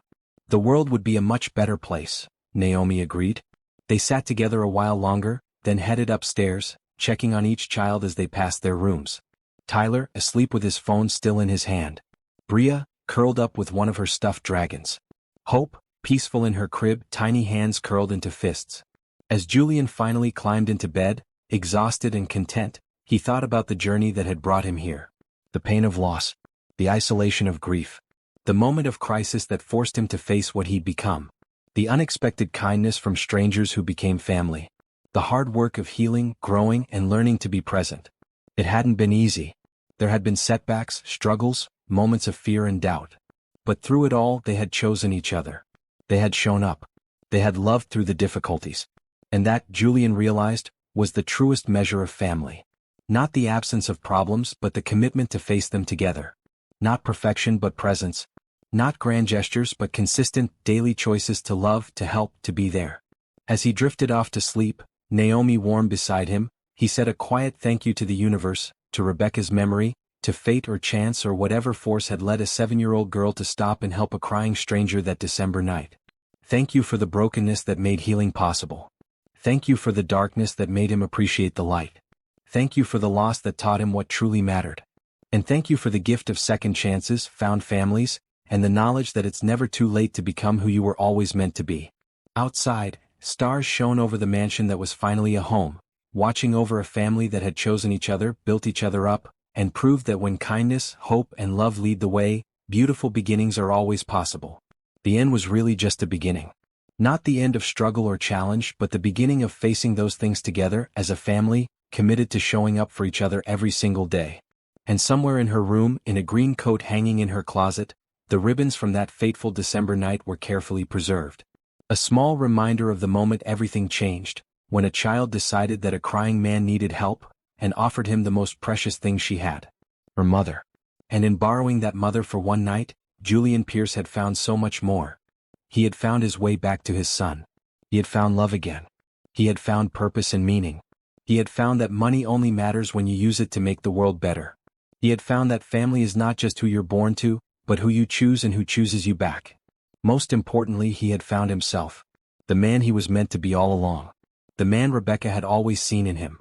The man Tyler needed. The man Naomi could love.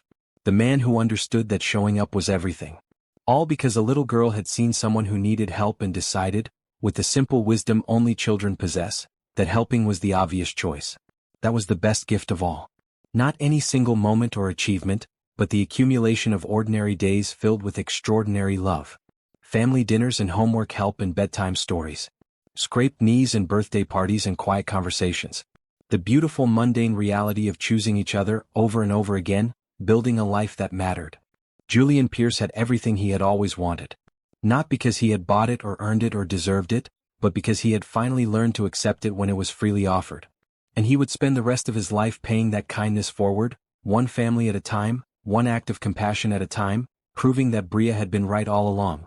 When someone needs help, you just help them. That's what kindness looks like. That's what love means. And that's how you build a life worth living. The best gift of all was the gift of understanding that. Finally, completely, and forever.